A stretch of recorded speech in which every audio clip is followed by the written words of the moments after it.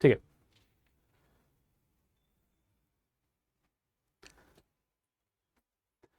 तर डिपार्टमेंटल PSIची तयारी करणाऱ्या विद्यार्थ्यांना एक छोटीशी सूचना आहे. टॉपिकला सुरू करण्याच्या आधी लवकरच तुमच्या डिपार्टमेंटल PSIची एक मायनर ॲक्टची बॅच, सेपरेट बॅच होणार आहे. तर ही सेपरेट बॅच जेव्हा चालू होईल त्यावेळेस मी एक ओरिएंटेशन घेईलच.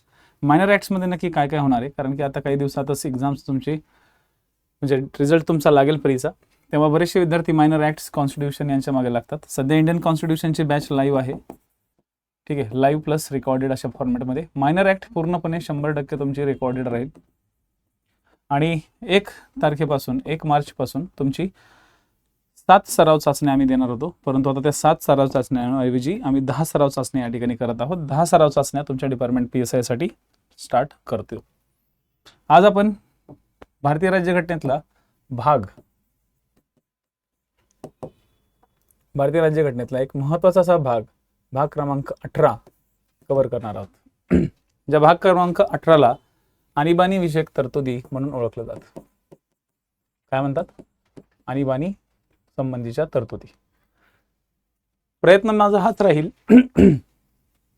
की या तरतुदींचा जो काही भाग आहे या सर्व काही गोष्टी मी तुम्हाला BSM मेथडनं समजून सांगायचा प्रयत्न करेल. कोणत्या मेथडनं? तर BSMच्या पॉईंट ऑफ व्ह्यूनं सांगायचा प्रयत्न करेल. क्लिअर? आता BSMच्या पॉईंट ऑफ व्ह्यूने समजून घेत असताना सगळ्यात पहिले हे समजून घेऊ की ही आणीबाणी या शब्दाचा नक्की अर्थ काय. आणीबाणी म्हणजे जेव्हा आपल्यावर एखादं संकट येतं आणि या संकटातून जेव्हा आपण मार्ग बाहेर काढायचा प्रयत्न करतो, आपण एक मार्ग शोधायचा प्रयत्न करतो की ह्याच्यातून या संकटातून आपण बाहेर पडलो पाहिजे, तेव्हा जे काही केलं जातं, ओके, संकटातून बाहेर पडण्यासाठी जे काही कार्य केलं जातं किंवा आपल्यावर आलेलं एखादं संकट असतं, ते संकट थोपवण्यासाठी जे काही कार्य केलं जातं त्याला आणीबाणीची परिस्थिती असं म्हणतात. आता भारतीय राज्यघटनेमध्ये हा भाग कोणत्या कलमांमध्ये दिलेला आहे आणि देण्याचा मागचा उद्देश काय, तो पहिले एक पॉईंट टू पॉईंट लिहून घ्या. आज मी थोडंसं माझी पण एक स्वतःची BSM मेथड करून ठेवलेली आहे, म्हणजे जेणेकरून याच नोट्स ज्या आहेत, ज्या की बऱ्याचशा विद्यार्थ्यांचं म्हणणं पडतं की सर नोट्स आम्हाला कशा स्वरूपात तुम्ही काढता, तर ह्या स्वरूपाच्या ज्या एक छोट्याशा नोट्स असतात, रफ पेजेसवर मी पण काढतो. म्हणजे असं नाही की मेंटर सिरीजला मी वेगळं सांगतो, माझ्या पण एक बेसिक नोट्स राहतात, परंतु ह्या नोट्स फक्त मला समजतात. ह्या notes me as it is photo टाकला आणि तुम्हाला दिला हे चालत नाही. त्याच्यापेक्षा मग मी या ठिकाणी तुम्हाला कव्हर करून देण्याचा प्रयत्न करतो. या ठिकाणी काय होतं, या ठिकाणी मी तुम्हाला लिहून देईल. मला अशी अपेक्षा असते की तुम्ही याच गोष्टी तुमच्या पण पेपरमध्ये किंवा तुमच्यासुद्धा जवळ असलेल्या पेजवरती तुम्ही लिहून ठेवा. तर भारतीय राज्यघटनेच्या भाग 18 मध्ये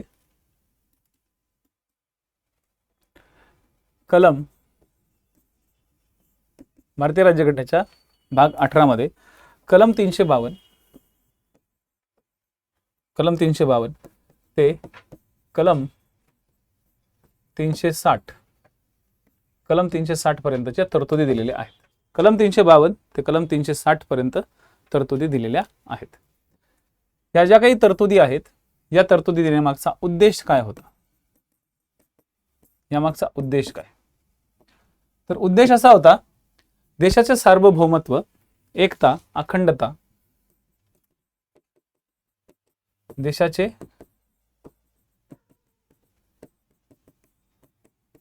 सार्वभौमत्व, एकता आणि अखंडता, आणि सुरक्षा अबाधित राहावं. ठीक आहे, अबाधित राहावं. तसेच आपल्या देशाची जी लोकशाही राजकीय प्रणाली जी आहे, लोकशाही राजकीय प्रणाली, ओके, आणि त्याचबरोबर आपली भारतीय राज्यघटना अबाधित राहो यासाठी हा भारतीय राज्यघटनेत भाग 18 समाविष्ट करण्यात आलेला आहे. म्हणजे याच्या मागचा उद्देश काय होता? याच्या मागचा उद्देश आहे देशाचे सार्वभौमत्व, एकता आणि अखंडता आणि सुरक्षा. तसेच आपल्या देशात असलेली जी लोकशाही हे तत्व आहे, हे लोकशाहीचं तत्व थोड्या वेळापूर्वीच मी सरनाम्यामध्ये पण तुम्हाला सांगितलं होतं. लोकशाही राजकीय प्रणाली आणि घटना अबाधित राहो यासाठी हा एक उद्देश समोर ठेवून भारतीय राज्यघटनेमध्ये भाग 18 समाविष्ट केलेला आहे.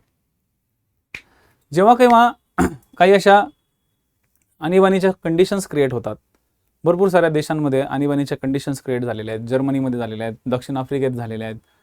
तर आपण जर्मनी वगैरे या सगळ्या देशांचा विचार करून, दक्षिण आफ्रिकेतल्या देशांचा विचार करून, अमेरिकेचा या देशांचा अमेरिकासारख्या देशांचा विचार करून, आपण बऱ्याचशा देशांचा विचार करून आपण ही आणीबाणीची जी तरतूद आहे ही आपल्या भारतीय राज्यघटनेमध्ये समाविष्ट केलेली आहे. जेव्हा आणीबाणी जाहीर केली जाते कुठल्याही प्रकारची आणीबाणी असो, आपल्याकडे 3 प्रकार दिलेले आहेत आणीबाणीचे. या 3 प्रकारांपैकी कोणत्याही आणीबाणीमध्ये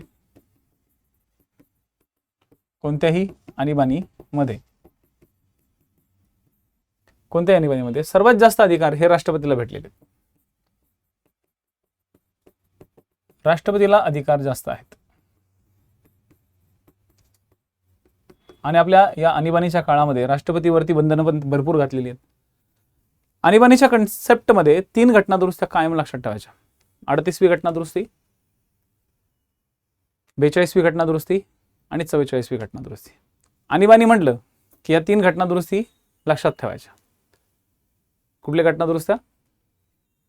38वी घटनादुरुस्ती, 42वी घटनादुरुस्ती आणि 44वी घटनादुरुस्ती. कारण की या 3 घटनादुरुस्त्यांचा संबंध किंवा या 3 घटनादुरुस्त्यांची कन्सेप्ट तुम्हाला प्रत्येक वेळेस सांगितलं जाणार आहे. आणि त्याच्यामुळं ज्या वेळेस मी या घटनादुरुस्त्या सांगेल त्या वेळेस त्या घटनादुरुस्त्या बाजूला लिहून ठेवा.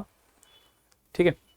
जेव्हा या काळामध्ये राष्ट्रपतीकडे अधिकार सगळ्यात जास्त येतात तेव्हा आपल्या भारतामध्ये एक प्रकारे असं दिसतं की केंद्र सरकारला जास्त पॉवर आहेत.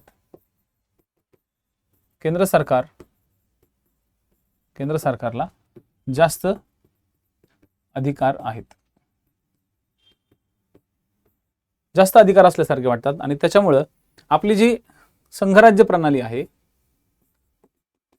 हा पॉइंट नक्की लिहा, या आणीबाणीमुळं आपली जी संघराज्य प्रणाली आहे ही संघराज्य प्रणाली कशी वाटते? तर ही संघराज्य प्रणाली एक एकात्मिक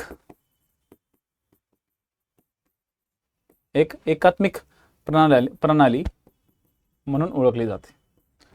ही जी संघराज्य प्रणाली आहे ही एकात्मिक प्रणाली म्हणून ओळखली जाते. या संघराज्य प्रणालीमध्ये एकात्मिक म्हणजे थोडक्यात केंद्राला जास्त अधिकार भेटलेले आहेत. तर हे झालं तुमचं एक इंट्रोडक्शन. कलम 352 ते कलम 360 पर्यंत आणीबाणीची तरतूद आहे. आणि काय त्याचा उद्देश आहे? देशाची राज्यघटना लोकशाही अबाधित राहणे. आणि जेव्हा ही आणीबाणी जाहीर केली जाते किंवा लावली जाते त्यावेळेस राष्ट्रपतीला अधिकार भरपूर भेटतात, केंद्र सरकारला अधिकार भरपूर भेटतात, संसदेला अधिकार भरपूर भेटतात. आणि एक प्रकारे ह्या आणीबाणीच्या प्रकरणामुळे म्हणजे आणीबाणी या पॉइंटमुळे आपल्या देशात एकात्मिक प्रणाली आहे असं वाटतं. एकात्मिक प्रणाली म्हणजे केंद्राकडे जास्त अधिकार, केंद्राकडे जास्त पॉवर असल्यासारखी या ठिकाणी फिलिंग येते. तर आपल्या भारतीय राज्यघटनेत 3 आणीबाण्या असतात. आपल्या भारतीय राज्यघटनेत 3 आणीबाणींचा उल्लेख दिलेला आहे. सगळ्यात पहिली जी आणीबाणी आहे त्याला म्हणलं जातं राष्ट्रीय आणीबाणी. या सगळ्या आपल्याला पुढे डिटेलमध्ये समजून घ्यायच्यात, फक्त इथं इंट्रोडक्शन बघतोय. याबद्दलची आर्टिकल 352 मध्ये ही तरतूद दिलेली आहे. आर्टिकल 352 मध्ये राष्ट्रीय आणीबाणीबद्दलच्या तरतुदी दिलेल्या आहेत. ठीक आहे. राष्ट्रीय आणीबाणी जाहीर कोण करतं? तर जाहीर राष्ट्रपतीच करतात. आणि रद्द कोण करतं? तर रद्द सुद्धा राष्ट्रपतीच करतात. ठीक आहे. जाहीर पण राष्ट्रपतीच करतात, रद्द पण राष्ट्रपतीच करतात. आणि कारणं कोणती आहेत?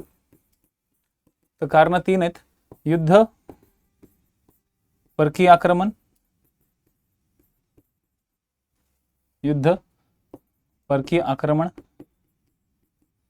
किंवा सशस्त्र उठाव. युद्ध, परकीय आक्रमण आणि सशस्त्र उठाव. तर युद्ध आणि आक्रमण हे जे कारण आहेत आणि सशस्त्र उठाव हे जे तिसरं कारण आहे. म्हणजे या ठिकाणी युद्ध आणि परकीय आक्रमण हे जे कारण आहे याला बाह्य आणीबाणी पण म्हणतात.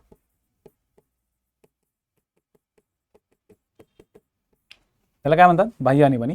आणि सशस्त्र उठाव याला अंतर्गत आणीबाणी पण म्हणतात. अंतर्गत आणीबाणी म्हणजे अंतर्गत आणीबाणी हे सशस्त्र उठाव. हे देशाच्या आत जर समजा सशस्त्र उठाव झाला देशाच्या विरोधात किंवा देशातल्या सरकार विरोधात सशस्त्र उठाव जर कोणी केला तर याबद्दल ही तरतूद करण्यात आलेली आहे. आता इथून सुरुवात होते अमेंडमेंट ऍक्टची. मूळतः सशस्त्र उठाव हा शब्द नव्हताच. या ठिकाणी मूळतः सशस्त्र उठाव हा शब्द नव्हता. या ठिकाणी अंतर्गत अशांतता असा शब्द होता. अंतर्गत अशांतता हा शब्द काढला. आता त्यासाठीची घटना दुरुस्ती कोणती, तर ती घटना दुरुस्ती ती 44वी अमेंडमेंट ऍक्ट 1978. आता मी जे तुम्हाला लिहून देतोय त्या तिथून पुढे प्रत्येक पॉईंट इथे जिथं अमेंडमेंट ऍक्ट आला तो पॉईंट लक्षात ठेवायचा, कारण की पुढचे 1 ते 2 तास तुमचा हा चॅप्टर जो चालणार आहे. फक्त असं समजू नका की हे डिपार्टमेंटल PSIच्या संदर्भातच आहे. हे एक प्रकारे राज्यसेवेच्या संदर्भात सुद्धा आहे. हाच टॉपिक मी ॲज इट इज राज्यसेवेला सुद्धा घेणारच आहे आणि राज्यसेवेच्या बॅचमध्ये सुद्धा हा टॉपिक मी ऍड करतोय. म्हणजे जी आपली राजपथ नावाची बॅच आहे त्याच्यामध्ये सुद्धा हा पॉईंट कन्सिडरच करावा. ठीक आहे, कन्सिडरच करून चालावा.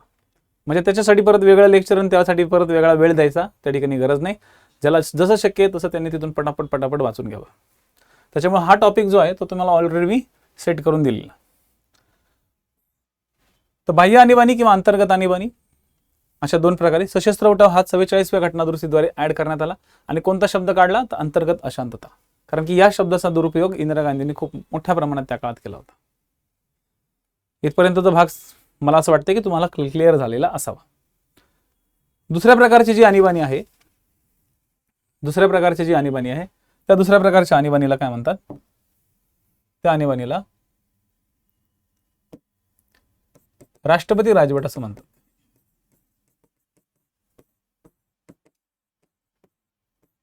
राष्ट्रपती राजवटीचा भाग 18 मध्ये कलम दिलेला आहे 356. भाग 18 मध्ये 356 रे बाबांनो. ते 365 लगेच इथं घेऊ नका.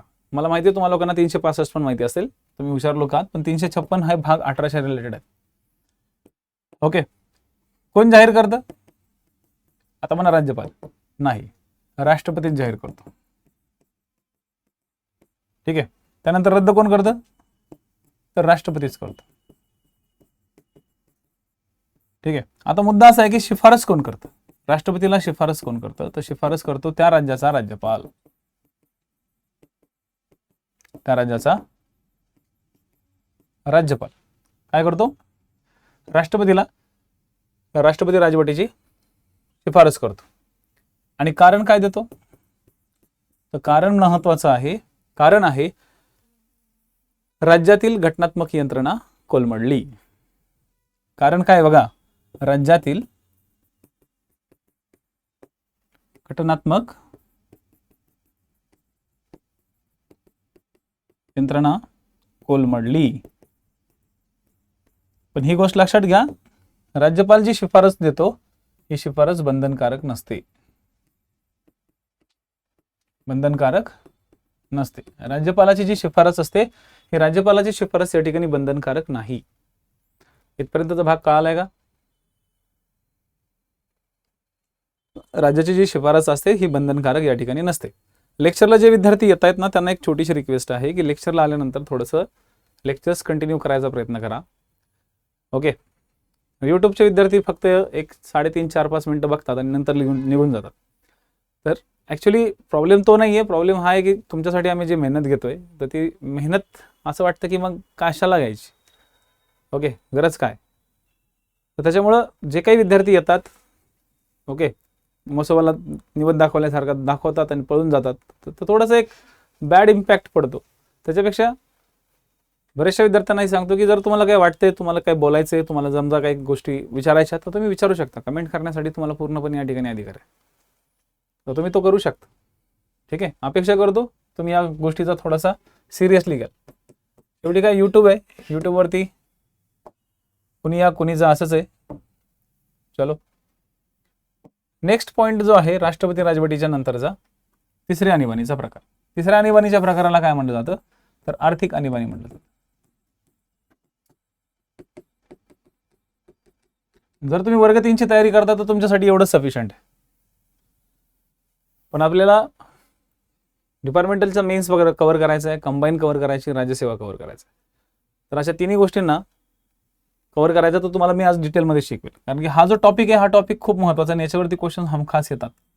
आर्थिक आणीबाणी जी आहे ही आर्थिक आणीबाणी भारतीय राज्यघटनेच्या कलम 360 मध्ये दिलेली आहे. किती दिलेली आहे? कलम 360 मध्ये. जाहीर कोण करतात? राष्ट्रपती महोदय. रद्द कोण करतात? राष्ट्रपती महोदय. यांना कोणी शिफारस देतं का? तर नाही. या ठिकाणी एक गोष्ट लक्षात ठेवा, राष्ट्रपतीची खात्री झाली तरच आर्थिक आणीबाणी लागते. राष्ट्रपतीची खात्री. मग पंतप्रधानांनी ओरडो नाही तर कोणी ओरडो, काही ओरडो, फरक नाही पडत. राष्ट्रपतीची खात्री ही अंतिम असते. राष्ट्रपतीची खात्री ही अंतिम असते. तुम्ही म्हणाल सर ते पंतप्रधानाचा आणि मंत्रिमंडळाचा सल्ला बंधनकारक केलेला आहे ना. तर बाबांनो, पंतप्रधानाचा आणि मंत्रिमंडळाचा जो सल्ला बंधनकारक केलेला आहे तो राष्ट्रीय आणीबाणीत केलेला आहे. ठीक आहे, तो राष्ट्रीय आणीबाणीत केलेला आहे. राष्ट्रीय आणीबाणीमध्ये कुठलाही सल्ला बंधनकारक नसतो राष्ट्रपतीवर. ठीक आहे, राष्ट्रपतीची खात्री हीच अंतिम असते.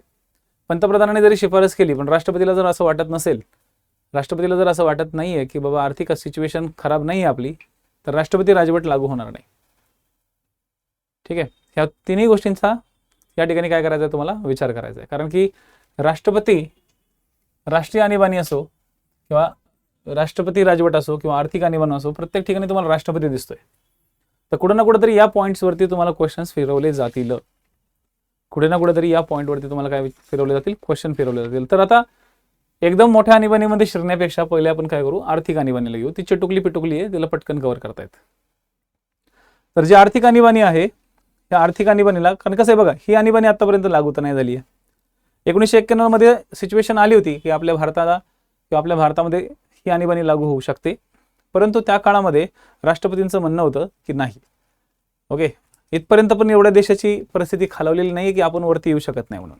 त्यामुळे 1991ला जेव्हा LPG मॉडेल आपण स्वीकारलं त्याच्या आधी आपली सिच्युएशन खूप वाईट होती. आपल्याकडे पैसा खूप कमी राहिला होता आणि अशा काळात शासकीय खर्च कमी करायचे का किंवा आणीबाणी जाहीर करायची का याबद्दलच्या शिफारशी केल्या गेल्या होत्या. तर त्यातले काही महत्त्वाचे परीक्षाभिमुख पॉईंट आपण कव्हर करू. घासून पुसून तर घ्यायचंच आहे सगळं, परंतु परीक्षाभिमुख पॉईंटमध्ये सगळ्यात पहिली, म्हणजे तसं तर मी राष्ट्रीय आणीबाणी पहिली शिकवतो, पण काय होतं आर्थिक आणीबाणी थोडी हटके आहे. आणि जर तुम्ही स्टार्टिंग स्टेजला जर आर्थिक आणीबाणी समजून घेतलं ना तर ते तुम्हाला खूप इझिली समजेल. कारण की या आर्थिक आणीबाणीवरती क्वेश्चन्स खूप कमी आलेले आहेत, पण जर आलाच तर तो तुमच्यासाठी सगळ्यात मोठा चान्स असेल की तिथं तुम्हाला एक मार्क नक्की मिळेल. आर्थिक आणीबाणी म्हणजे काय? तर देशाची परिस्थिती. सगळ्यात पहिले आपण आर्थिक आणीबाणी घेऊ, मग परत नॅशनल इमर्जन्सीकडे जाऊन मग राष्ट्रपती राजवटीवर जाऊ. ठीक आहे, असं करूया. तर सगळ्यात पहिलं काय आपण घेऊ? आर्थिक आणीबाणी.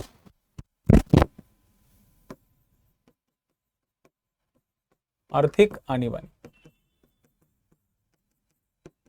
कलम 360. राष्ट्रपती म्हणजे किंवा देशाची आर्थिक पत, लक्षात घ्या काय? देशाची आर्थिक पत ढासळली आहे.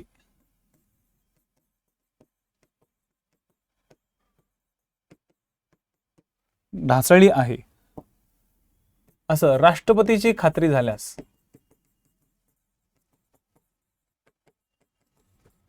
राष्ट्रपतीची खात्री झाल्यास राष्ट्रपती महोदय याची घोषणा करतात.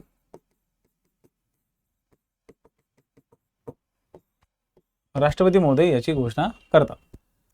जर आपल्या देशाची आर्थिक परिस्थिती एकदम ढासळलेली आहे, आपल्या देशाची आंतरराष्ट्रीय पतही गेलेली आहे, आपल्या देशामध्ये पैसा खूप कमी राहिलेला आहे, आपल्या तिजोरीमध्ये पैसा खूप कमी येतोय, आपल्या देशामध्ये मंदी सदृश्य स्थिती आहे आणि या मंदीतून बाहेर पडण्यासाठी आपण काहीच करू शकत नाहीये, सध्या आपले हात बांधलेले आहेत, अशी जर सिच्युएशन निर्माण झाली असेल आणि अशी जर राष्ट्रपतीची खात्री, आता इथे महत्त्वाचा शब्द काय? राष्ट्रपतीची खात्री. अशी जर सिच्युएशन क्रिएट झाली असेल, राष्ट्रपतीची खात्री तशी झाली असेल, तर अशा सिच्युएशनमध्ये राष्ट्रपती राष्ट्रीय आर्थिक आणीबाणी घोषित करू शकतात. आर्थिक आणीबाणी घोषित करू शकतात. या ठिकाणी राष्ट्रपतीला काही पॉवर दिल्या. ओके, राष्ट्रपतीची खात्री यावरती कोणी आक्षेप घेऊ नये म्हणून आयजी मॅडमनं काय केलं, या आयजी मॅडम म्हणजे कोण माहिती आहे ना, इंदिरा गांधी मॅमनं 38वी घटना दुरुस्ती करून, अमेंडमेंट ऍक्ट करून राष्ट्रपतीच्या खात्रीला न्यायिक पुनर्विलोकनचे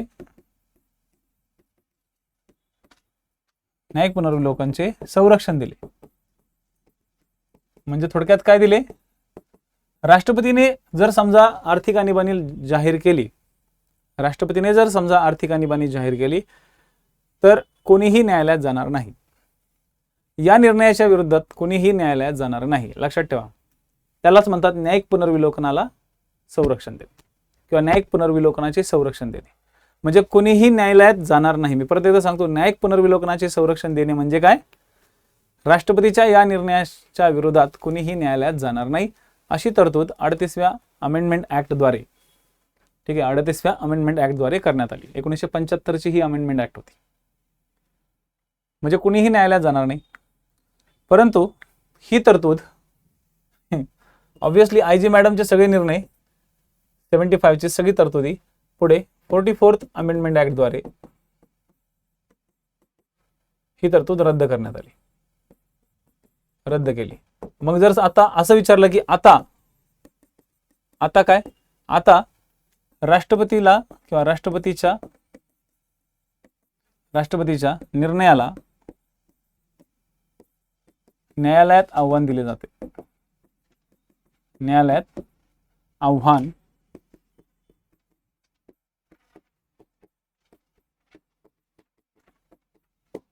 दिले जाते. राष्ट्रपतीच्या निर्णयाला न्यायालयात आव्हान दिले जाते, हे सगळ्यात महत्त्वाचं. राष्ट्रपतीचा जो कोणी निर्णय असेल त्याला आव्हान दिलं जाईल. म्हणजे आता राष्ट्रपतीने एखादी घोषणा जर काढली, आर्थिक आणीबाणीची घोषणा जर सुरू केली, तर त्याला आव्हान दिलं जाईल. बरं, तर राष्ट्रपतीने घोषणा केली आणि देशाची खरंच सिच्युएशन खूप बिकट आहे आणि कुणीही न्यायालयात आव्हान नाही दिलं, तर मग ती किती काळ चालू राहील, त्या संदर्भात काही गोष्टी लक्षात ठेवा. समजा नेक्स्ट पॉइंट आपल्याला लक्षात ठेवायचा आहे, संसदेची मान्यता.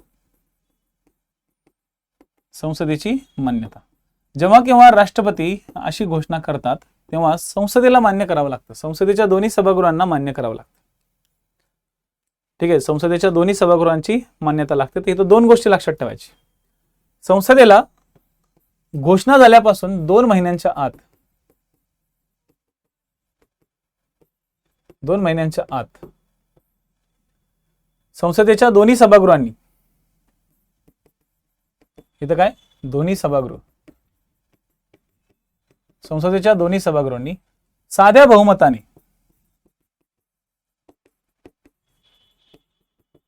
साधे बहुमत म्हणजे काय ते पण लिहून घ्या. साधे बहुमत म्हणजे प्रेझेंट आणि वोटिंग सदस्यांच्या बहुमताने. ओके, प्रेझेंट आणि वोटिंग सदस्यांच्या बहुमताने म्हणजेच 50% प्लस 1, 2/3 नाही. प्रेझेंट आणि वोटिंग सदस्यांच्या बहुमताने. सदस्यांचं बहुमत म्हणजे 50% पेक्षा जास्त, म्हणजे 50% प्लस 1, हे लक्षात ठेवा. यालाच म्हणतात साधे बहुमत. आणि जर 2/3 असतं तर ते विशेष बहुमत झालं असतं. ठीक आहे, प्रेझेंट आणि वोटिंग सदस्यांच्या बहुमताने 50% प्लस 1 ही तरतूद या ठिकाणी राहते. 50% प्लस 1 ही तरतूद त्या ठिकाणी राहते. इथपर्यंत लक्षात आलं?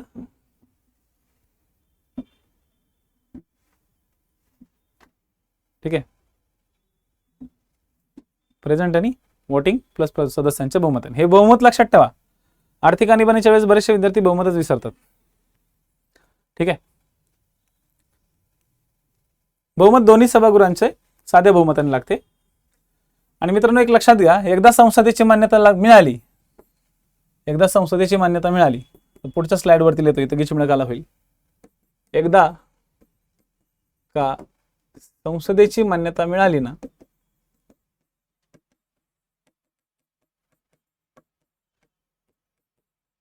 मिळाली की संसद, ओके, जोपर्यंत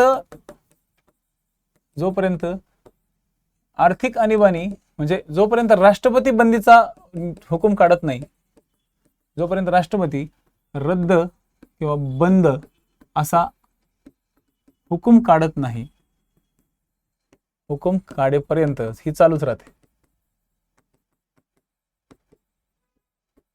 हे काय करते? चालूच राहते. जोपर्यंत राष्ट्रपती रद्द किंवा बंद असा हुकूम काढेपर्यंत ही चालूच राहते. म्हणजे हिला परत संसदेच्या मान्यतेची गरज नसते, एकदाच संसदेची मान्यता लागते.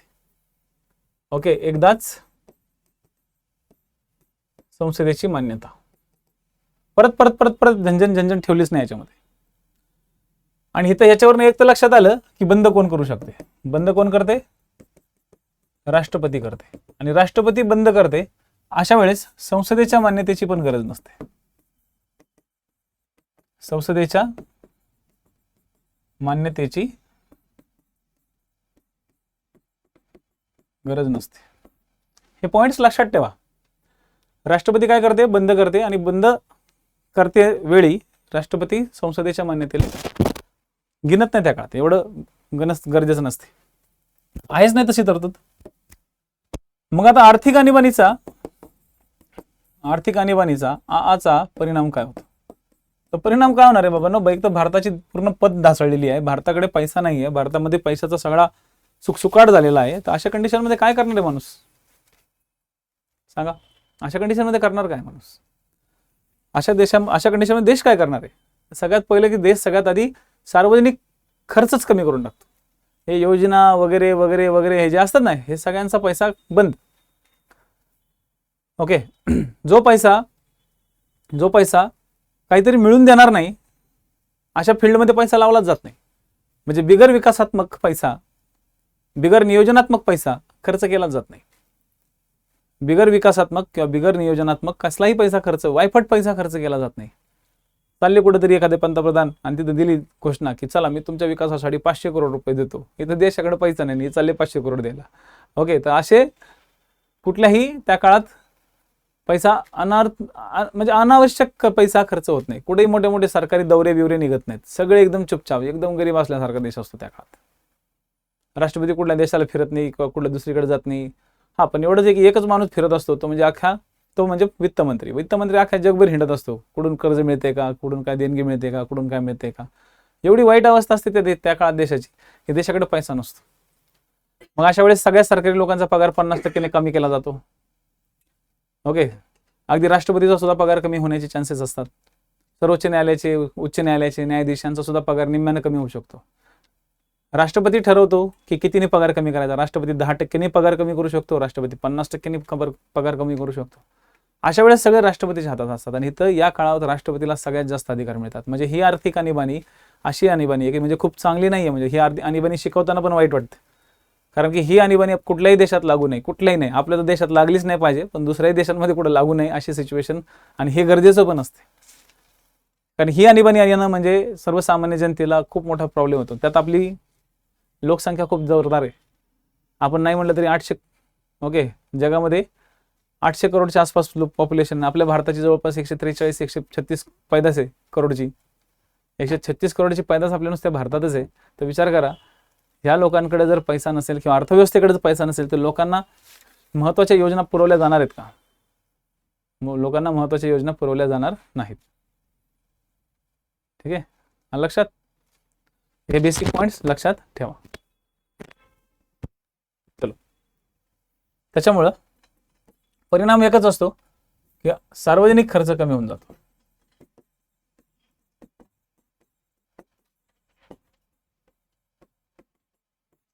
ठीक आहे, वेतन कपात होऊन जाते. वेतन कपात होते. या ठिकाणी कुठल्या फंडामेंटल राईट्स आणि कुठल्या बाकीच्या भानगडींवरती इथं इफेक्ट पडत नाही. इथं फंडामेंटल राईट्स आणि 21वीं कलम तसलं काहीच येत नाही. इथं फक्त आर्थिक सिच्युएशन जे असते आहे आर्थिक. ओके, हो, अजून भारतीय, हां ते तर आहेच ऑब्व्हियसली, भारतात आत्तापर्यंत कधी लागू झालीच नाही, त्याच्यामुळं 91ला होण्याची शक्यता होती पण ते झाली नाही. ठीक आहे, आता येऊ आपण आर्थिक आणीबाणीच्या नंतर आर्टिकल 360. ओके, कुणाला काही डाऊट आहे आर्टिकल 360 मध्ये? एनीवन? सगळ्यांना समजले? थोडंसं बोलत पण चला राव, असं वाटतं की मी एकटाच शिकवतोय इथं. ठीक आहे, आर्थिक आणीबाणीच्या नंतर पुढच्या पॉईंटकडे येऊ, त्याला म्हणलं जातं राष्ट्रीय आणीबाणी.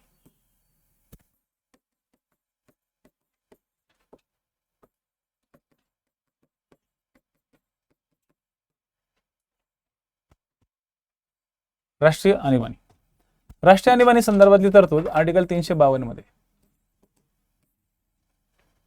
राष्ट्रीय आणीबाणी संदर्भातली जी तरतूद आहे ही आर्टिकल 352 मध्ये. आर्टिकल 352 मध्ये मी मगाशी सांगितलं की याच्या याच्या 3 स्टँड असतात, 3 कारणं असतात. युद्ध सगळ्यात पहिलं कारण काय असतं? थोडंसं मागे यावं लागलं आपल्याला, थोडंसं चालतंय ना? हां, आर्टिकल 352 याचं सगळ्यात पहिलं कारण काय असतं? युद्ध. युद्ध म्हणजे काय? आपल्या देशानं दुसऱ्या देशांवर युद्ध पुकारणं, ओके, किंवा युद्ध करणं, किंवा देशाबरोबर एखाद्या दुसऱ्या देशाबरोबर नकळत कळत युद्ध झालं, अशी सिच्युएशन, त्याला म्हणतात युद्ध. आणि परकीय आक्रमण म्हणजे एखाद्या दुसऱ्या देशाने आपल्यावरती परकीय आक्रमण केलं, अशी जी कंडिशन असते त्याला म्हणलं जातं. म्हणजे त्या संकल्पना नीट समजून ही जी सिच्युएशन असते, ही सिच्युएशन जरा डेंजर असते, कारण की अशा काळात आंतरराष्ट्रीय संबंध सुद्धा बिघडले जातात आणि अशा काळात आंतरराष्ट्रीय संबंधांवरती खूप मोठ्या प्रमाणात प्रॉब्लेम येऊ शकतो. ठीक आहे,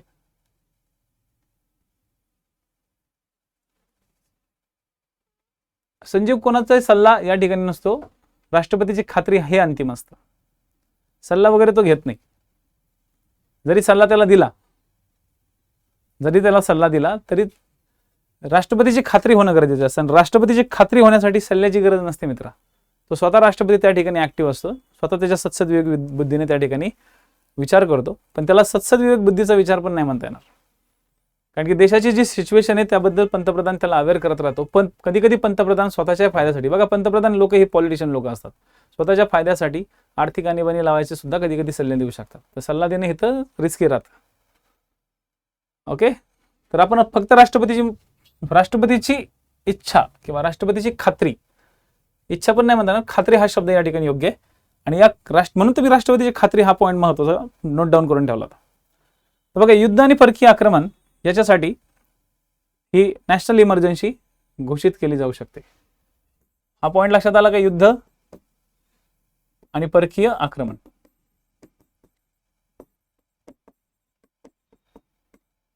आणि सशस्त्र उठाव. आणि या सशस्त्र उठावाची मी मगाशी स्टोरी समजून सांगितली की सशस्त्र उठाव या शब्दाच्या ऐवजी ओके काय होतं? अंतर्गत अशांतता होता. हा शब्द ऍड झाला ओके 44th अमेंडमेंट ऍक्ट द्वारे हा ऍड झालेला आहे. सशस्त्र उठाव. सशस्त्र उठाव. आता इथं बघा 2 ते 3 पॉइंट्स लक्षात ठेवा आणि 2 ते 3 पॉइंटच्या हिशोबाने चालायचा प्रयत्न करा. इथं सुद्धा राष्ट्रपतीची खात्री आहे. ठीक आहे, जर का समजा पंतप्रधानाने सल्ला दिला, बघा जुन्या काळात काय होतं? जुन्या काळात पंतप्रधानाचा सल्ला राष्ट्रपतीवर बंधनकारक नव्हता. ही गोष्ट लक्षात ठेवा. जुन्या काळामध्ये हे जे राष्ट्रीय आणीबाणी होती ना, या राष्ट्रीय आणीबाणीला जेव्हा भारतीय राज्यघटना लागू झाली तेव्हा पंतप्रधानाचा सल्ला, मंत्रिमंडळाचा सल्ला हा राष्ट्रपतीवरती बंधनकारक नव्हता. जुन्या काळात असं होतं की राष्ट्रपतीची खात्री ओके राष्ट्रपतीची खात्री झाली, इथं पण खात्रीच होती, पण या राष्ट्रपतीच्या खात्रीला लेख खात्री लावली. राष्ट्रपतीची खात्री हा शब्द या ठिकाणी पण होता, परंतु हळूहळू ही राष्ट्रपतीची खात्री काढूनच टाकली, आता त्याला कात्रीच लावली आहे तिथे. तर बघा, राष्ट्रपतीची खात्री झाल्यास आणीबाणीच्या 2 स्वतंत्र घोषणा होऊ शकतात. पहिला पॉइंट लिहा. बघा, आता हे सगळे पॉइंट महत्वाचे आहेत. हे मी याला IMP समजतोय आणि मी सांगतोय पण आणि ऑब्व्हियसली तुम्ही त्यानुसार नोट्सवरती सेटअप करून ठेवलेला आहे. आणि मी तुम्हाला दाखवतोय की अशा गोष्टी आहेत आणि ह्याच्या बाहेरच्या क्वेश्चन्स तुम्हाला येणार नाही. ठीक आहे. आणीबाणीच्या स्वतंत्र घोषणा या ठिकाणी केल्या जातात. पहिली आहे आणीबाणीची स्वतंत्र घोषणा केली जाऊ शकते. म्हणजे एकाच वेळेस 2 आणीबाणी लागू केल्या जाऊ शकतात. समजतंय का? एकाच वेळेस 2 आणीबाण्या लागू केल्या जाऊ शकतात. मग खरंच केल्या गेल्या होत्या का? तर हो, असं झालं पण होतं. याचं एक उदाहरण मी तुम्हाला देईल. उदाहरण असं की बघा, डिसेंबर 1971 मध्ये, डिसेंबर 1971 मध्ये पाकिस्तानने आपल्या भारतावर हल्ला केला होता. त्यावेळेस आपली सेकंड आणीबाणी लागली होती. ही आणीबाणी पुढे मार्च 1977 लाच बंद झाली. म्हणजे सेकंड आणीबाणी आपली मार्च 1977 ला बंद झाली. आणि याच दरम्यान ही झाली होती परकीय आक्रमण. आपल्या देशावरती परकीय आक्रमणाने सेकंड आणीबाणी लॉन्च झाली होती. लक्षात आलं? परकीय आक्रमणाचं कारण देऊन सेकंड आणीबाणी लॉन्च केली गेली होती. आणि स्वतंत्र घोषणा पुन्हा अंतर्गत अशांतता या शब्दामुळे इंदिरा गांधींनी थर्ड वेगळी आणीबाणी जाहीर केली. थर्ड वेगळी आणीबाणी जाहीर केली, जी जाहीर केली 75च्या काळात. ठीक आहे. जून 1975 ला ती लागू केली आणि या दोन्ही मार्च 1977 ला संपली. म्हणजे ऑलरेडी सेकंड आणीबाणी चालू असतानाच वेगळ्या कारणानं अंतर्गत अशांततेने तिसरी वेगळी आणीबाणी त्या ठिकाणी लॉन्च केली गेली. मग आता ही जी तरतूद आहे भारतीय राज्यघटनेत कोणत्या अमेंडमेंट ऍक्टने आली हे विचारलं जाऊ शकतं. तर ही तरतूद 38व्या घटना दुरुस्ती कायद्याने 1975च्या काळात मॅडमनी काय केलं होतं? लॉन्च केलं होतं. म्हणजे बघा, मॅडमनी गेम काय केला होता? 75 ला मॅडमनी पहिले 38वी अमेंडमेंट ऍक्ट केली आणि मॅडमनी अमेंडमेंट जशी ऍक्ट केली की तुम्ही स्वतंत्र घोषणा करू शकता, लगेच मॅडमनी तिसरी आणीबाणी जाहीर करून टाकली. इसको बोलते गेम. पॉलिटिक्स याला म्हणते. बरोबर भारतीय राज्यघटनेला आपल्या पद्धतीने फिरवणे. आणि हेच आपली भारतीय राज्यघटना जर राजकीय लोकांच्या इशाऱ्यावर नाचायला लागली तर मग आपल्या देशामध्ये लोकशाही खरं राहते का? तुम्ही सांगा.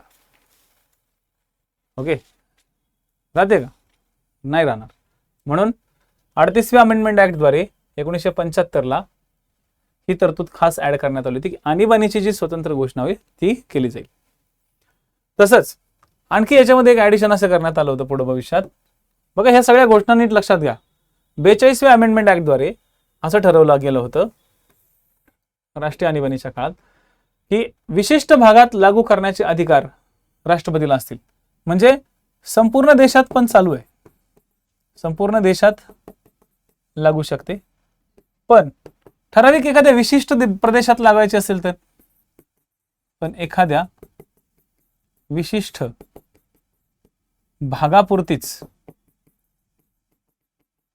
भागापुरतीच राष्ट्रीय आणीबाणी राष्ट्रपती जाहीर करू शकतात. राष्ट्रपती जाहीर करू शकतात. ही तरतूद 42व्या ही जी तरतूद मी सांगितली ना आता, एखाद्या विशिष्ट भागापुरतीच राष्ट्रीय आणीबाणी जाहीर करू शकतात, ही तरतूद 42व्या अमेंडमेंट ऍक्टद्वारे ऍड करण्यात आली. म्हणजे इंदिरा गांधींनी राष्ट्रपतींना आणखी एक काय केली? तरतूद केली गेली. आणखी एक तरतूद केली गेली होती की बाबा एखाद्या विशिष्ट भागापुरतीच राष्ट्रपती राजवट राष्ट्रीय आणीबाणी राष्ट्रपती जाहीर करू शकतात. आणि पुढं याच्यामध्ये दुरुस्त्या वगैरे खूप काही केलं नाहीत, पण याच्यामध्ये परत एक ऍडिशन अशी करण्यात आली स्पेशली 44व्या अमेंडमेंट ऍक्टद्वारे. 44व्या अमेंडमेंट ऍक्टद्वारे ऍडिशन करण्यात आली की मंत्रिमंडळाच्या केंद्रीय मंत्रिमंडळाच्या केंद्रीय मंत्रिमंडळाच्या लिखित शिफारस आल्यानंतरच.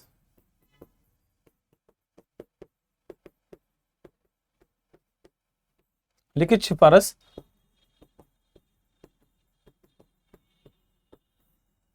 आल्यानंतरच राष्ट्रपती आणीबाणी जाहीर करू शकतात. इथं लिखित शिफारस ही जी तरतूद आहे ही 44वी अमेंडमेंट ऍक्टद्वारे करण्यात आली. त्यामुळे 38वी अमेंडमेंट ऍक्ट, 42वी अमेंडमेंट ऍक्ट आणि 44वी अमेंडमेंट ऍक्ट ह्या 3 अमेंडमेंट ऍक्ट लक्षात ठेवायचे. 38, 42 आणि 44 या 3 अमेंडमेंट ऍक्ट लक्षात ठेवायच्या आहेत. ओके, लक्षात 38, 42 आणि 44 अशा 3 अमेंडमेंट ऍक्ट नुसार हे लक्षात ठेवा. लिखित शिफारस आल्यानंतरच राष्ट्रपती काय करू शकतात? 44th अमेंडमेंट ऍक्ट करू शकतात. ठीक आहे. आता इथं परत तोच मुद्दा येतो जो मगाशी आला होता बघा. राष्ट्रपतीने समजा घोषणा केली, राष्ट्रपतीने समजा आणीबाणीची घोषणा केली,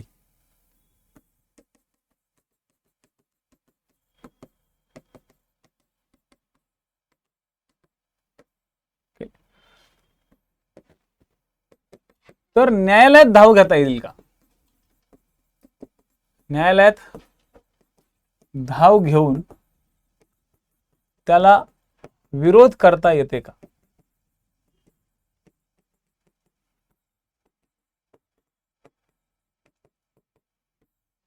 न्यायालयात धाव घेऊन त्याला विरोध करता येईल का? हा एक सगळ्यात महत्वाचा कळीचा मुद्दा होता. न्यायालयात धाव घेऊन खरंच त्याला विरोध करता येते का बा? ठीक आहे, समजून घ्या मी काय म्हणतोय ते. तर बघा, सुरुवातीच्या काळामध्ये तशी काही तरतूदच दिली नव्हती.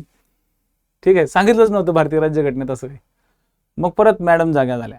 मॅडमनी परत 38वी अमेंडमेंट ऍक्ट केली, 38th अमेंडमेंट ऍक्ट 1975, आणि त्यांनी असं सांगितलं की न्यायालयात जाता येणार नाही. न्यायालयात जाता येणार नाही म्हणजेच न्यायिक पुनर्विलोकन होणार नाही.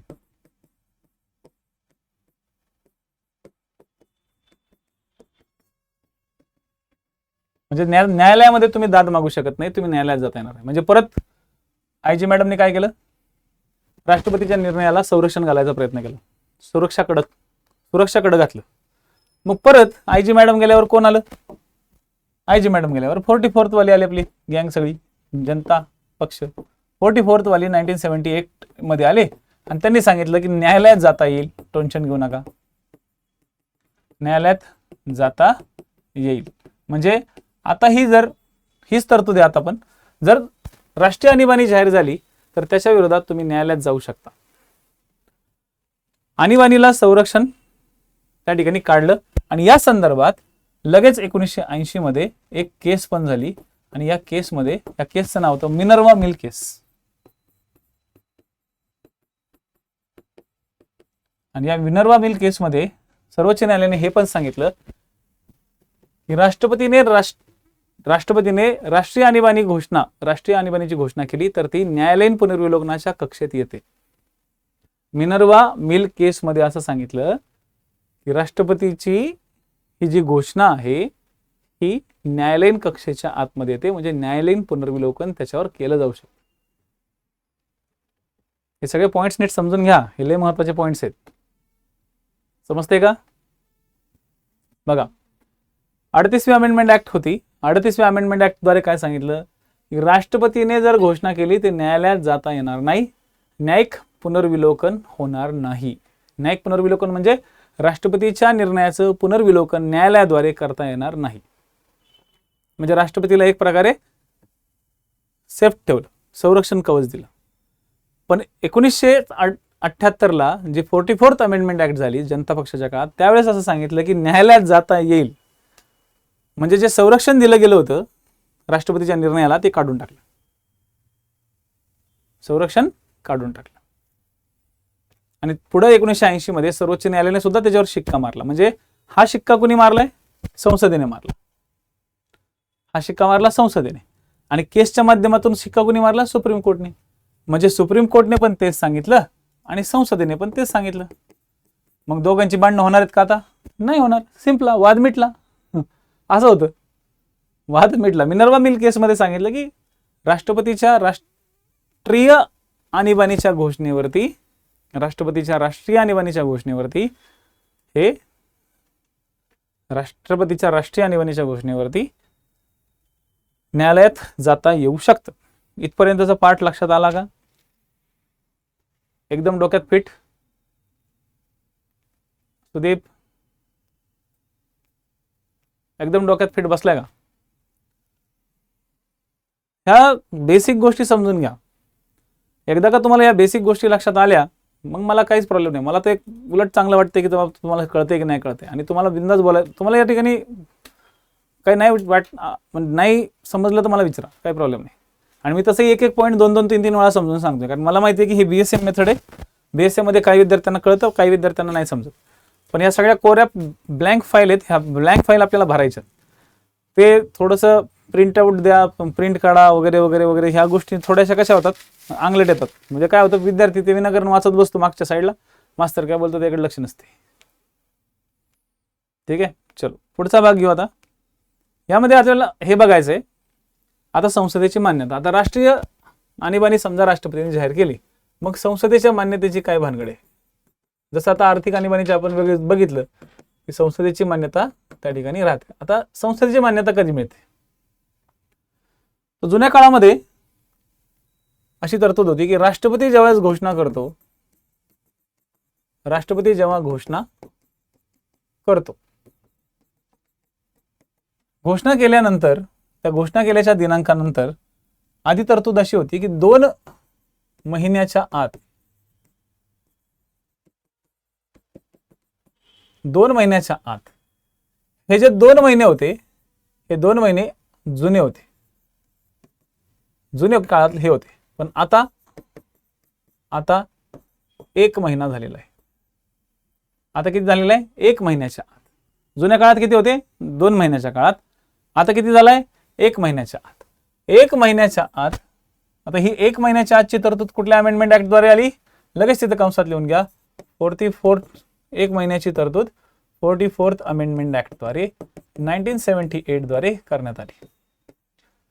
44th अमेंडमेंट ऍक्ट 1978 द्वारे, ओके, पहिली होती जुन्या काळात 2 महिन्याची, आता झाली 1 महिन्याची तरतूद करण्यात आली. संसदेच्या दोन्ही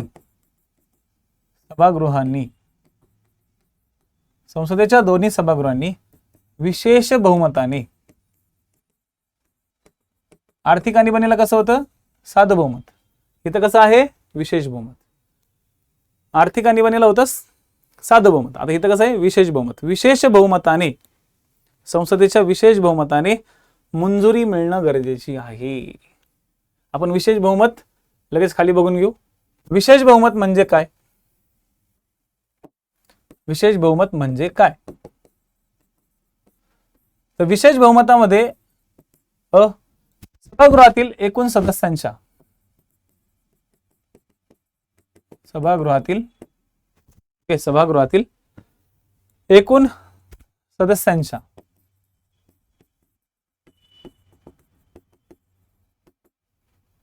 सदस्यांच्या बहुमताने, सदस्य संख्येच्या बहुमताने,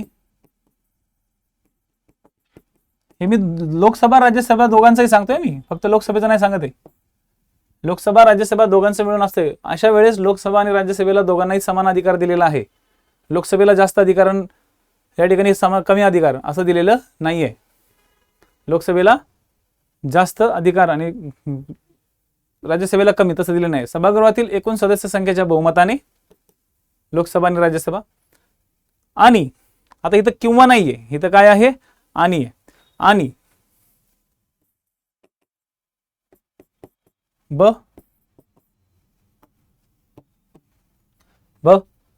सभागृहात उपस्थित व मतदान करणाऱ्या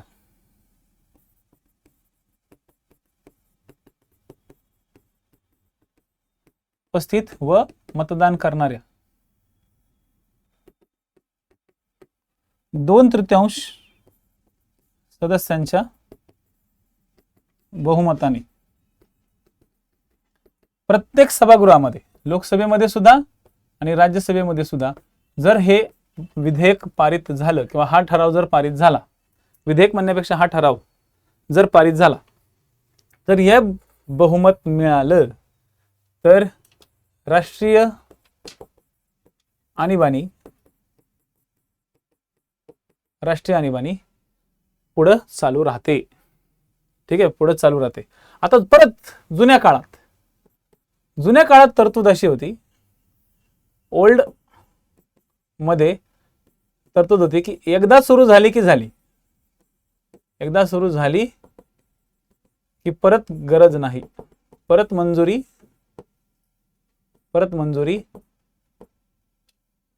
ची गरज नाही, अशी तरतूद होती बाबांनो. म्हणजे इंदिरा गांधींनी त्याचा असा मस्त फायदा घेतला.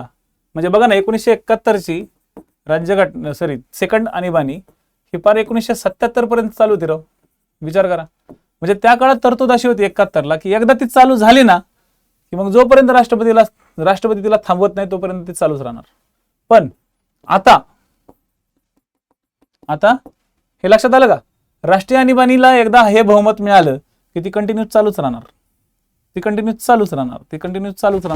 जोपर्यंत राष्ट्रपती तिला हो म्हणत नाही, अरे बाबा थांब म्हणून, ठीक आहे, तोपर्यंत चालूच राहणार. पण आता राष्ट्रपती राजवट म्हणतो, राष्ट्रीय आणीबाणी 6 महिन्यासाठी लागू होईल.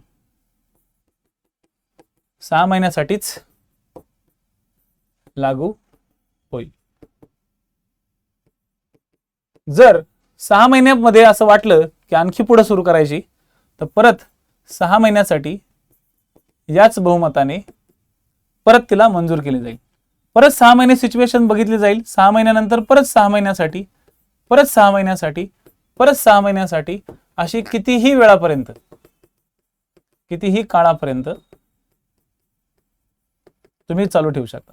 बघा, अनलिमिटेड काळासाठी तुम्ही चालू ठेवा, पण 6-6 महिन्याने रिचार्ज मारा. ओके, रिचार्ज बघा, तुमचं कसं सिम कार्ड असते ते अनलिमिटेड, म्हणजे लाईफ टाईम असते सिम कार्ड, पण त्याला सतत रिचार्ज मारावं लागतं. तसं हे 6-6 महिन्याला तुम्हाला काय करावं लागणार आहे, त्याला रिचार्ज मारावं लागेल. 6-6 महिन्याला काय करावं लागेल, त्याला रिचार्ज मारावा लागेल. 6 महिन्यांनी त्याला काय करावं लागेल, रिचार्ज मारावं लागेल. समजलं का हे? 6 महिन्यासाठी रिचार्ज, 6 महिन्यासाठी रिचार्ज, 6 महिन्यासाठी रिचार्ज. रिचार्ज मारताना एवढं बहुमत. बस हे बेसिक पॉइंट लक्षात घ्या. रिचार्ज मारताना हे बहुमत. पण आता समजा एक सिच्युएशन आपण बघू. आता हे आपण एकदम आम जिंदगी बघितली की संसदेच्या दोन्ही सभागृहांनी त्याला मंजूर केलेले आहे. ठीक आहे, आता मिनिटात जिंदगी बघू, जरा थोडीशी हटके. ह्याच्यामध्ये काय नीट समजून घ्या.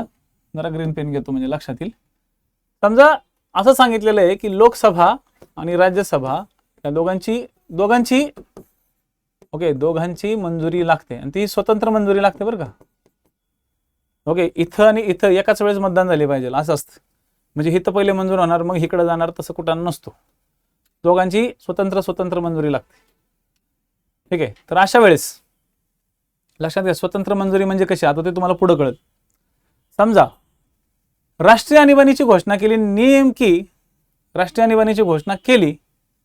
ओके, अशा कंडिशन मध्ये केली, घोषणा झाली तेव्हा लोकसभा विसर्जित झाली होती. घोषणा झाली तेव्हा लोकसभा विसर्जित होती. समजा घोषणा झाली तेव्हा लोकसभा विसर्जित झाली. या 2 महिन्याच्या काळामध्ये, कुठल्या 2 महिन्याच्या आत काही कारणास्तव लोकसभा विसर्जित होऊ शकते लोकसभा. काही कारणास्तव तिथं प्रॉब्लेम जाऊ शकतो, बहुमत टिकवायला किंवा इतर गोष्टींसाठी तिथं प्रॉब्लेम होऊ शकतो. लोकसभा विसर्जित झाली तर लक्षात घ्या, राज्यसभा स्वतंत्ररित्या राष्ट्रीय आणीबाणीचा ठराव मंजूर करते. आणि जर का समजा नाही केला, जर ती नो म्हणाली, तर राष्ट्रीय आणीबाणी कॅन्सल. राज्यसभा स्वतंत्ररित्या राष्ट्रीय आणीबाणीचा ठराव स्वतंत्ररित्या मंजूर करून ठेवते आणि जर ती समजा नो म्हणली की नाही मला नाही करायचं तर राष्ट्रीय आणीबाणी संपली, मग लोकसभेची गरजच नाही. जर राज्यसभेने समजा स्वतंत्र राष्ट्रीय आणीबाणीचा ठराव मंजूर केला म्हणजे एका ठिकाणी राज्यसभेने ओके म्हटलं, ओके डन, ओके डन, मग राज्यसभेने मंजूर केल्यामुळं ती आणीबाणी चालू राहील, ती चालू राहते. पण राज्यसभा म्हणली नो, ओके, तर मग ऑटोमॅटिक राष्ट्रीय आणीबाणी राष्ट्रपतीला मागे घ्यावी लागते. म्हणजे संसदेची मंजुरी मिळाली नाही असं मानलं जातं. पण राज्यसभेने आता असं आपण समजू की राज्यसभेने ओके म्हटलं, राज्यसभेने ओके म्हटलं, मग राज्यसभेने ओके म्हटलं, मग नवीन लोकसभा निवडून आल्यावर तिच्या नवीन लोकसभा जेव्हा निवडून येते, जेव्हा ती निवडून येते, ती निवडून आल्यावर तिच्या पहिल्या बैठकीपासून, फर्स्ट बैठकीपासून 30 दिवसांच्या आत लोकसभेने म्हणजे न्यू लोकसभेने तो ठराव मंजूर करणं गरजेचं आहे. जर तो ठराव मंजूर झाला नाही तर काय होणार बाबांनो? जर तो ठराव मंजूरच नाही झाला मग काय करायचं? जर तो ठरावच मंजूर नाही झाला तर मग कॅन्सल. जर तो ठराव चालू झाला तर मग पुढं बरोबर 6 महिन्याच्या नंतर, म्हणजे घोषणा झाल्यापासूनचा 6 महिने बरं का, ते ठराव कधी मंजूर करते तोपर्यंत नाही, घोषणा झाल्यापासून 6 महिन्यानंतर परत सिच्युएशन बघून तिला कंटिन्यू चालू ठेवलं जाईल. तर हे लक्षात ठेवा, 30 दिवसाचा काळ लक्षात ठेवा. ठीक आहे, 30 दिवसाचा काळ लक्षात ठेवायचा. तर ही झाली संसदेच्या मंजुरीची घोषणा. म्हणजेच काय, राज्यसभा, म्हणून मी मगाशी म्हणलं बघा तो स्वतंत्र शब्द, राज्यसभा आणि लोकसभा या ठिकाणी स्वतंत्र मंजूर करून ठेवतात. म्हणजे आधी लोकसभा मंजूर करेल मग राज्यसभा मंजूर करेल असं कुठं नसतो. तू तिकडं काही पण कर, मी माझं मंजूर करतो किंवा मी माझं कॅन्सल करतो. म्हणून राज्यसभा आणि लोकसभेला आणीबाणीच्या काळात समान अधिकार मिळालेले आहेत. कसे अधिकार मिळालेत? समान अधिकार मिळालेले आहेत. हे सगळ्या गोष्टी तुम्ही पुस्तकात भविष्यात वाचणारच आहात. हा उद्देशच अंतिम उजळणीचा असल्यासारखा किंवा डिपार्टमेंटच्या लोकांना तर हे थोडंसं हेवी जाईल, परंतु हे लेक्चर्स तुम्हाला माहिती आहे की तुम्हाला ॲपमध्ये तसे अनलिमिटेड बघायला मी सांगितलेलं आहे. तुमची ड्युटी वगैरे सगळ्या गोष्टी पडताळून या ठिकाणी पाहायचा प्रयत्न करा. ठीक आहे. 6 महिने 44व्या अमेंडमेंट ऍक्टद्वारे सर. ओके, 6 महिन्याची जी तरतूद आहे, 6 महिन्याची तरतूद आहे ही 44वी अमेंडमेंट ऍक्ट. 6 महिन्याची जी लिमिट आहे ना, 6 महिन्यासाठी चालू राहील, 6 महिन्यासाठी चालू राहील, ही 44व्या अमेंडमेंट ऍक्टद्वारे आता स्टार्ट झालेली आहे. जुन्या काळामध्ये इंदिरा गांधींच्या काळात अशी अमेंडमेंटच केली गेली नव्हती. 6 महिन्याची तरतूदच नव्हती. एकदा सुरू झाली राष्ट्रीय आणीबाणी की ती बोकाळ्यासारखी राष्ट्रीय आणीबाणी चालूच राहायची. ओके, तुमच्या माहितीसाठी सांगतो, ती 62ची नाही का पहिली आणीबाणी, 1962ची जी पहिली आणीबाणी होती ना, ती बाबांनी 1968ला संपली होती. 1962ला आणीबाणी लावली होती, ऑक्टोबर 1962. ती ऑक्टोबर 1962ची आणीबाणी अगदी जानेवारी 1968ला संपवली होती. म्हणजे जुन्या काळामध्ये बघा अशा लंब्याच्या लंब्या आणीबाण्या लावल्या जायच्या, भल्या मोठ्या लांबीपर्यंत चालायच्या. कारण की एकदा ती मंजूर झाली ना की ती झाली असं समजूनच चालायचं. जोपर्यंत राष्ट्रपती माघारी घेत नाही तोपर्यंत ती आणीबाणी चालूच राहील. पण 44व्या अमेंडमेंट ऍक्टद्वारे ते 6 महिन्याची जी तरतूद आहे ना, ती 6 महिन्याची तरतूद चालू ठेवली. ठीक आहे. हो, गणेश होऊ शकते की निवडणूक, काही प्रॉब्लेम नाही. आराध्य घेऊ शकता, काही प्रॉब्लेम नाही. ओके, ॲपवरती जाऊन राज्यसेवेच्या सेक्शनमध्ये बघू शकतेस तू, तिथं राजपत नावाची बॅच आहे, ती राजपत नावाची बॅच बघू शकतो. गणेश, मी म्हणूनच म्हणलं की लोकसभा मध्ये काळात विसर्जित होऊ शकते, तिथं बहुमताचा इश्यू असतो आणि बहुमताचा इश्यू असल्यानंतर आणीबाणीच्या काळामध्ये ह्या गोष्टी होतात. ओके, मला डाऊट होताच की कुणीतरी मला ह्या गोष्टी विचारेल, म्हणूनच मी आधीच तुम्हाला क्लिअर करून सांगतो की असं होऊ शकतं. ठीक आहे, ऐसा हो सकता है. इथपर्यंत भाग सगळे लक्षात आलेले आहेत. आता राष्ट्रीय जी आणीबाणी आहे, ही राष्ट्रीय आणीबाणीची रद्द, ही राष्ट्रीय आणीबाणी रद्द कशी होते, राष्ट्रीय आणीबाणी रद्द कशी होते त्याबद्दलचे पॉइंट्स बघू. काय नाही, अजून थोडंसं एक अर्धा तास. ओके, थोडंसं सहन करा. ओके, लगेच चुळचुळ करू नका. इथे यायचं, मग नारळ फोडायचा आणि लगेच पळायचं, निवत पण नीट ठेवत नाही की लोक. आराध्या राजपथ बॅच कंबाईनवाले पण घेऊ शकतात, पण कंबाईनच्या लोकांना मी ऑलरेडी सांगतोय ब्रह्मास्त्र बॅच घ्या म्हणून, तिथं पॉलिटी अजून सुरू व्हायचे. ठीक आहे, कंबाईनच्या लोकांसाठीचं पॉलिटी पूर्ण होणार आहे, पूर्णपणे त्या ठिकाणी पॉलिटी शिकवलं जाईल. इथं फक्त एक 15 ते 20 लेक्चर्स तुमचे राहतील. शेवटी तुमची इच्छा आहे, तुम्ही घेऊ शकता. ठीक आहे, शेवटी तुमचाच ॲप आहे असं समजून आम्ही चालू. चल पुढं. आणि बरेचसे विद्यार्थी युट्यूबवाले राजपथ बॅचकडेच शिफ्ट होत आहेत, कारण की त्यांना माहिती आहे की तिथं आपण किती वेळा बघू शकतो, किती वेळा पाहू शकतो, किती वेळा बऱ्याचशा गोष्टी त्या ठिकाणी होऊ शकतात. राष्ट्रीय आणीबाणी रद्द कशी होऊ शकते? राष्ट्रपतीची, ओके, राष्ट्रपतीला असं वाटलं की आता घोषणा रद्द करायची, तर राष्ट्रपती करू शकतो. बघा, हा अधिकार सगळा राष्ट्रपतीला दिलेला आहे. राष्ट्रपती घोषणा रद्द करेल, तशी तो घोषणा काढेल. ठीक आहे, तशी तो घोषणा काढेल, ही तरतूद आहे. आणि दुसरी तरतूद आहे, ओके, दुसरी तरतूद आहे, सॉरी, असं एक हे करून, जेव्हा राष्ट्रपती स्वतःहून, ओके, त्याची खात्री पटली की आता काही देशामध्ये काही प्रॉब्लेम नाही, राष्ट्रपतीने घोषणा काढली, ती रद्द केली, तर अशा घोषणेला संसदेच्या मंजुरीची गरज नाही. हे पण लिहून ठेवा, संसदेच्या मंजुरीची गरज नाही.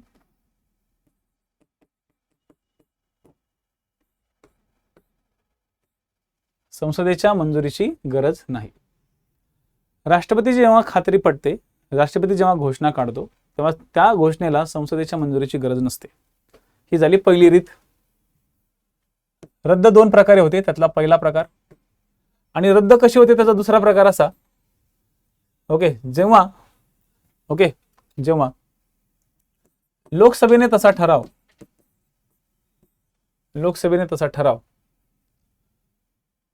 पारित केला, म्हणजे राष्ट्रपती राजवट चालू आहे, सॉरी, राष्ट्रीय आणीबाणी चालू आहे, राष्ट्रपती राजवट नाही, राष्ट्रीय आणीबाणी चालू आहे, आणि चालू असतानाच लोकसभेने तसा ठराव पारित केला. ही जी दुसरी रीत आहे ना लोकसभेचा ठराव पारित करण्याची, ही दुसरी रीत 44व्या अमेंडमेंट ऍक्ट द्वारे ऍड केलेली आहे. तर बघा 44व्या अमेंडमेंट ऍक्ट किती वेळा आलेली आहे.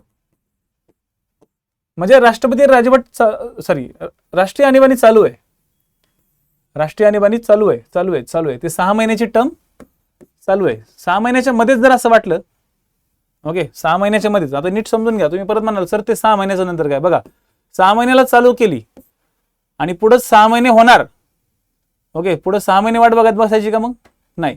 तर मध्येच 2 महिने कंप्लीट होताना जर असं वाटलं राष्ट्रपतीला असं वाटलं की ठीक आहे, आता काय पुढे 3 महिने किंवा 4 महिने 5 महिने वाट बघायची गरज नाही, आपण आता रद्द करून टाकू, राष्ट्रपती रद्द करू शकतो. हे झालं राष्ट्रपतीची बाजू पहिली. पण एक दुसरी बाजू अशी असते की लोकसभा त्या ठिकाणी ठराव पास करतं. आता इथं लक्षात घ्या, फक्त लोकसभा ठराव पास करू शकतं, या ठिकाणी राज्यसभा ठराव पास करू शकत नाही. परत एकदा सांगतो मी, ओके, परत एकदा या ठिकाणी क्लिअर करून देतो. लोकसभा ठराव पारित करतं, ओके, लोकसभा ठराव पारित करतं,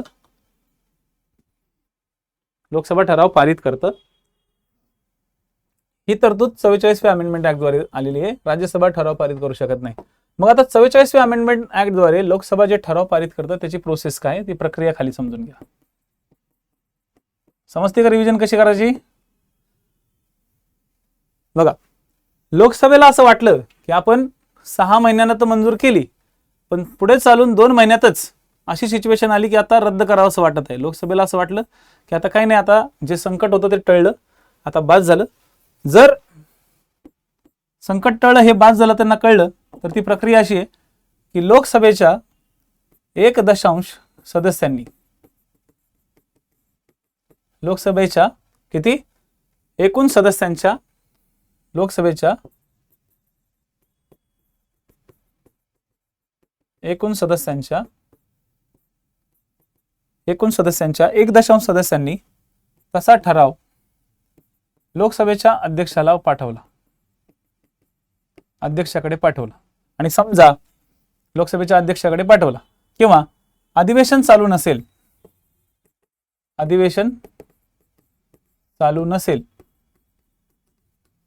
तर राष्ट्रपतीकडे पाठवला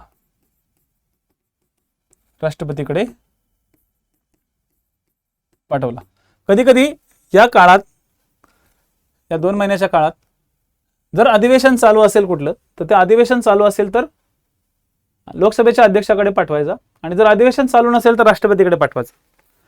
जसा हा ठराव मिळाल्यानंतर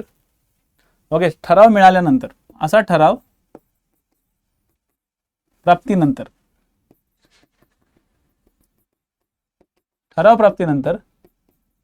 14 दिवसांच्या आत विशेष बैठक बोलवली जाते. एक विशेष बैठक बोलवली जाते. गृहाची विशेष बैठक बोलवली जाते. हे लक्षात ठेवा, गृहाची विशेष बैठक बोलवली जाते. आणि जेव्हा हे पॉइंट लक्षात आले का तुमच्या, लोकसभेच्या 1 सदस्य ठराव मांडतात, ठराव अध्यक्षाकडे जातात, अध्यक्ष 14 दिवसाच्या आत ओके काय बोलवतो, विशेष बैठक. इथं लक्षात आलं का? आता ही विशेष बैठक ज्यावेळेस बोलवली जाते तेव्हा फक्त लोकसभेची बोलवली जाते, राज्यसभेची बोलवली जात नाही. लोकसभेची असते फक्त, संसदेची नसते. मी परत एकदा सांगतो, इथं लोकसभा आणि संसदेत कन्फ्युज व्हायचं नाही. लोकसभेची विशेष बैठक बोलवली जाते आणि लोकसभेच्या विशेष बैठकीनंतर, लोकसभेची जेव्हा विशेष बैठक बोलवली जाते ते लोकसभेच्या विशेष बैठकीनंतर काय केलं जाईल, साध्या बहुमताने ओके साधे बहुमत, साध्या बहुमताने ठराव मंजूर केला जातो. जर लोकसभेने साध्या बहुमताने, मी मगाशी सांगितलं होतं साधं बहुमत कसं, साध्या बहुमताने तेच प्रेझेंट आणि वोटिंग एकूण सदस्यांच्या बहुमताने, प्रेझेंट वोटिंग सदस्यांच्या बहुमताने 50+1 आर्थिक आणीबाणीच्या वेळेस मी तुम्हाला हे बहुमत सांगितलं होतं, त्या साध्या बहुमताने जर ठराव मंजूर केला तर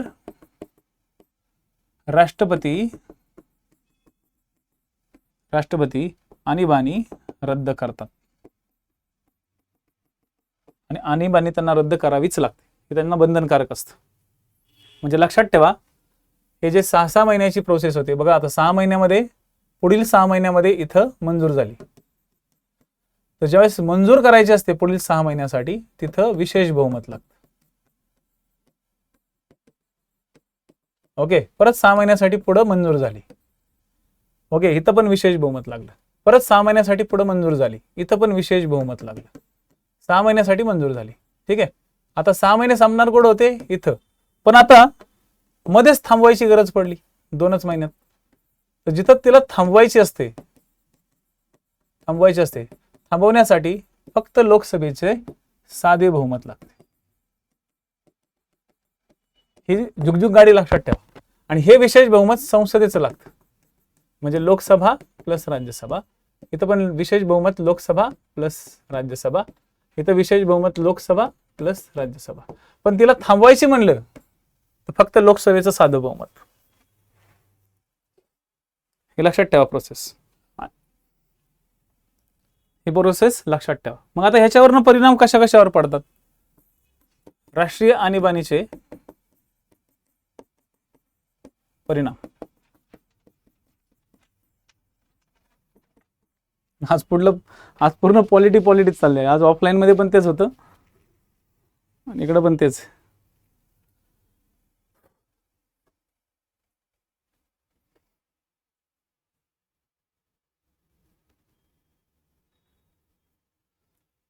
आपचं नाव किरण गुरुजी हो, KG, ठीक आहे.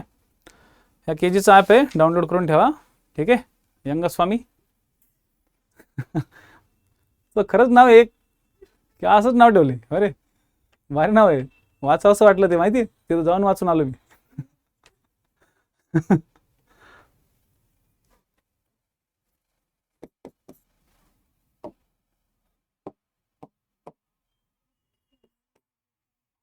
ठीक आहे. राष्ट्रीय आणीबाणीचे परिणाम, भारी पोरं असतात. राष्ट्रीय आणीबाणीचे परिणाम, सगळ्यात पहिले कार्यकारी परिणाम. आता शॉर्टमध्येच आपण घेण्याचा प्रयत्न करू, कारण की सगळ्यांना माहिती की परिणाम काय असणार आहे. राष्ट्रपती आणीबाणीच्या वेळेस, ओके, राष्ट्रपती आणीबाणी ज्यावेळेस लागू राहते त्यावेळेसचे परिणाम काय होतात. तर सगळ्यात पहिले कार्यकारी परिणाम काय होतात, काय असणार आहे? कार्यकारी परिणामामध्ये एकच आहे की राष्ट्रपती सगळ्यांचा बाप राहते. ठीक आहे, तर बाप नाही म्हणता येणार, माई पण राहते, आणि आपल्याकडे आजकाल लेडीज पण होतात राष्ट्रपती. ठीक आहे, राष्ट्रपती, ठीक आहे, राष्ट्रपती कोणत्याही विषयावर, कोणत्याही विषयावर, कोणत्याही विषयावर कार्यकारी आदेश काढू शकतो. कार्यकारी आदेश, ठीक आहे, काढू शकतो. कार्यकारी आदेश काढू शकतो. राज्ये पूर्णपणे केंद्राच्या नियंत्रणात असतात. पूर्णपणे केंद्राच्या नियंत्रणात असतात. समजा राष्ट्रीय आणीबाणी फक्त 5च राज्यांमध्ये लागू केली, तर मग तेच 5 राज्य केंद्राच्या नियंत्रणात असतात. कारण की आता राष्ट्रीय आणीबाणी पूर्ण देशासाठी नाही लावली जात. राष्ट्रीय आणीबाणी काही ठराविक भागासाठी पण लावली जाऊ शकते. सांगा अमेंडमेंट ऍक्ट कोणती? राष्ट्रीय आणीबाणी देशातल्या ठराविक भागासाठी सुद्धा लागू जाऊ शकते. आणीबाणी सांगा, न पाहता सांगा पोट्टेव, हळूच चोर चपाट्या करायच्या नाहीत, हळूच मागं बघायचं नाही.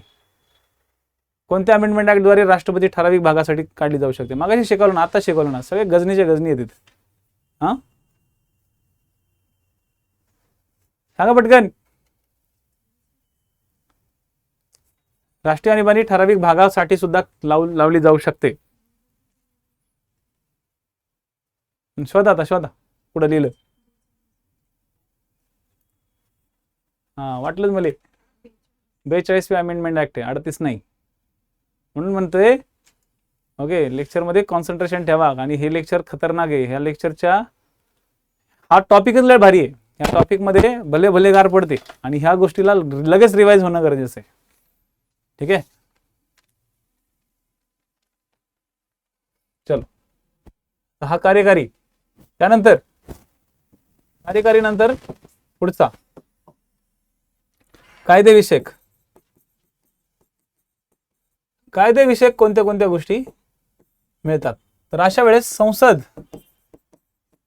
राज्य सूचीवर कायदे करू शकते. आता हे तुम्हाला केंद्र राज्य संबंधात पुढे मी म्हणजे डिपार्टमेंटला ते शिकवलेलं आहे, पण पुढे भविष्यात आहे.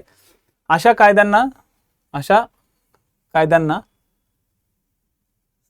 राष्ट्रीय आणीबाणी संपल्यानंतर 6 महिन्याचा लाईफ टाइम असते, त्यानंतर ते बंद पडतात.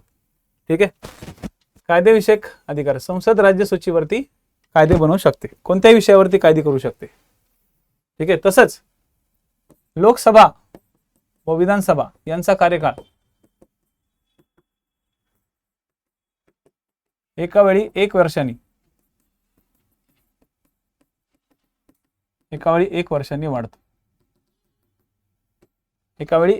वाढतो. जर त्या काळात लोकसभा किंवा विधानसभा, राज्याची विधानसभा जर विसर्जित होत असेल, विसर्जित म्हणण्यापेक्षा कार्यकाळ संपत असेल, तर कार्यकाळ संपवला जात नाही, पुढे पुढे ढकलला जातो. पण त्या काळात एखाद्या राज्यात सीएम गचकला, ओके, एखाद्या राज्यात गचकलं किंवा तिथं सरकार पडलं, तर तिथं अंतर्गत निवडणुका होऊ शकतात. अंतर्गत निवडणुकीला तिथं कसल्याही प्रकारची अडचण नाही. तिथं अंतर्गत निवडणुका होऊ शकतात.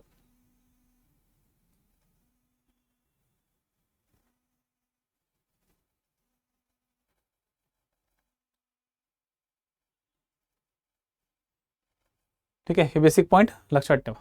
चलो, लोकसभा आणि विधानसभा हे जे कायदेविषयक अधिकार ते असतात. त्यानंतर, ठीक आहे, त्यानंतर फंडामेंटल राईट्स. आता या फंडामेंटल राईट्स बद्दल सुद्धा तरतुदी आहेत, पण या फंडामेंटल राईट्स बद्दल दोन तरतुदी आहेत. एक आहे आर्टिकल 358 ला, एक आहे आर्टिकल 358, ज्या ठिकाणी असं सांगितलेलं आहे की जेव्हा ओके जेव्हा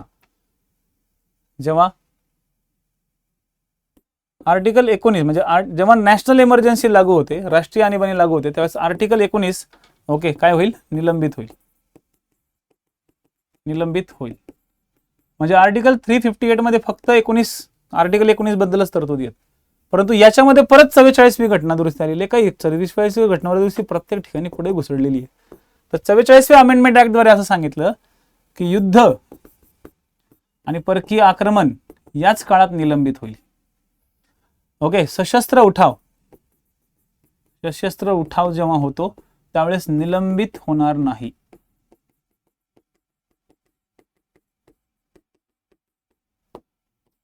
जेव्हा सशस्त्र उठाव लागू होईल किंवा त्या कारणाद्वारे नॅशनल इमर्जन्सी लागू होईल त्यावेळेस तो निलंबित होणार नाही. म्हणजे आर्टिकल 358 द्वारे असं सांगितलंय की नॅशनल इमर्जन्सीच्या काळात आर्टिकल 19 निलंबित होईल. 44th अमेंडमेंट ऍक्ट द्वारे त्याच्यातही घुसाडाघुसडी केली, त्यात सांगितलं की युद्ध आणि परकीय आक्रमणासाठीच निलंबित होईल, बाकी सशस्त्र उठावासाठी तो निलंबित होणार नाही. जय हिंद जय महाराष्ट्र. आर्टिकल 358 संपलं. मग पुढं परत आर्टिकल 359 आहे. या आर्टिकल 359 मध्ये सांगितलेलं आहे की राष्ट्रपती फंडामेंटल राईट्स निलंबित करतील. राष्ट्रपती आदेशाद्वारे फंडामेंटल राईट्स काय करतील, निलंबित करतील. पण परत तिथं हे सांगितलं की आर्टिकल 20 आणि 21 करणार नाहीत, निलंबित होणार नाहीत. 20 आणि 21 निलंबित करणार नाहीत. आर्टिकल 359 20-21 म्हणजे होलसोल फंडामेंटल राईट साठी आहे, आणि आर्टिकल 358 हा फक्त आर्टिकल 19 साठी आहे. मी परत एकदा सांगतो, या दोन्हींमध्ये फरक आहे. ठीक आहे, या दोन्हींमध्ये फरक आहे.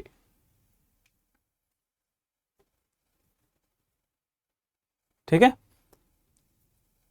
आणि मगाशी सांगितलं होतं की राष्ट्रपतीचा निर्णय हा न्यायिक कक्षेमध्ये आता आलेला आहे. तर ह्या सगळ्या झाल्या तुमच्या राष्ट्रीय आणीबाणीच्या तरतुदी. आता नेक्स्ट राहते शेवटची राष्ट्रपती राजवट.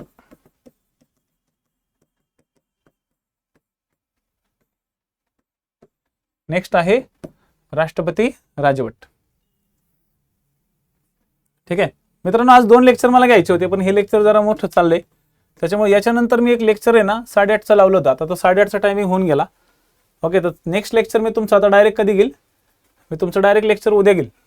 ठीक आहे, कारण की त्यानंतर परत मला 10:30चा एक प्रश्न संग्राम आहे. मला असं वाटलं होतं 1-1, 1.5 तासात आपलं छोटं उरकायचं, थोडं होऊन जाते, पण तसं नाही. आता ते तसं करताच येणार नाही मला, आणि मलाही माहिती आहे की माझ्यावर पण रिस्पॉन्सिबिलिटी आहे. ओके, तुम्हाला लोकांना पण मला या ठिकाणी कव्हर करायचं आहे. त्यामुळे एक टॉपिक आपण सुरू केला तर त्याला कम्प्लीटच करायचं आहे, बस एवढंच ठरवून आता सगळ्या गोष्टी करायच्यात. त्यामुळे नेक्स्ट जो टॉपिक होता आपला घटना दुरुस्तीचा, तो मी कदाचित उद्या घेईल. कारण की इथं कसं होतं, हा एक चॅप्टर म्हणजे आता डिपार्टमेंट PSIला फक्त त्यांचे 5 लेक्चर्स राहिलेले, त्याच्यानंतर राज्यघटना त्यांची संपली. ठीक आहे, पण आता बाकीचे जे विद्यार्थी आहेत, जसं आता हे लेक्चर्स मी राज्यसेवेला पण टाकतोय, कारण की तुम्हाला आता सगळ्याच पॅटर्न नाही. आता हा जो टॉपिक आहे ना, हा टॉपिक असं नाही करता येणार की हा चला डिपार्टमेंटला त्यामुळे कमी घ्या, राज्यसेवेला जायचं हा घ्या. सगळ्यांना मी कॉमनच पद्धतीने आता या ठिकाणी हे जे टॉपिक्स आहेत हे कव्हर करतो, कारण इथं आयोग आता भेदभाव नाही करत. आयोग आता कुठे कसे करतात. ठीक आहे, या ठिकाणी सगळ्या गोष्टी होतात.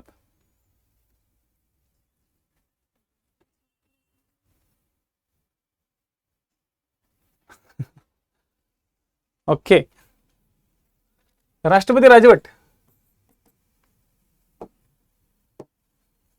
राष्ट्रपती राजवट कलम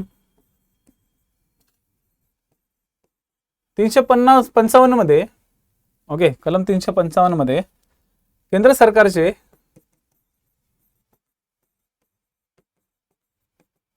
एक कर्तव्य दिलेलं आहे. केंद्र सरकारचे कर्तव्य दिलेले आहे. काय दिलेले? केंद्र सरकारचे कर्तव्य दिलेले आहे. काय कर्तव्य दिलेले 355 मध्ये? की प्रत्येक राज्यातील सरकार, ओके, प्रत्येक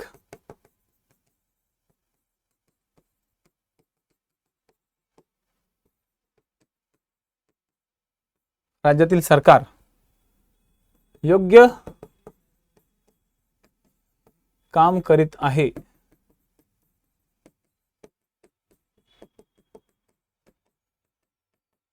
हे तपासणे, हे त्याचं कर्तव्य आहे. कोणाचं? केंद्राचं कर्तव्य आहे की केंद्र सरकार सतत अपडेट राहील की प्रत्येक राज्यातील राज्य सरकार हे चांगलं काम करत आहे की नाही.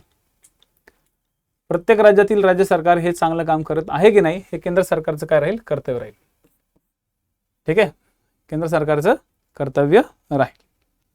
आलं लक्षात?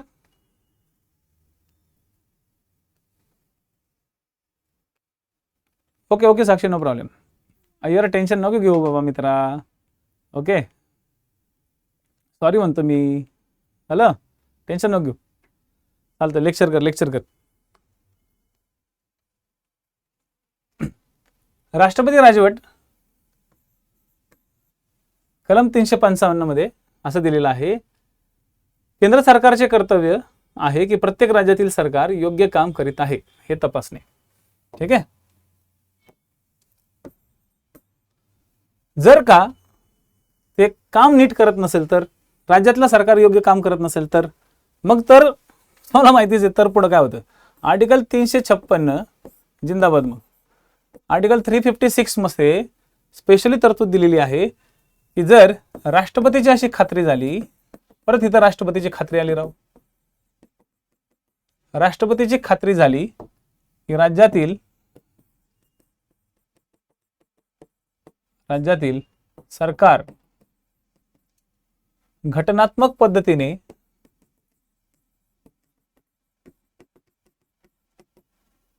काम करत नाही,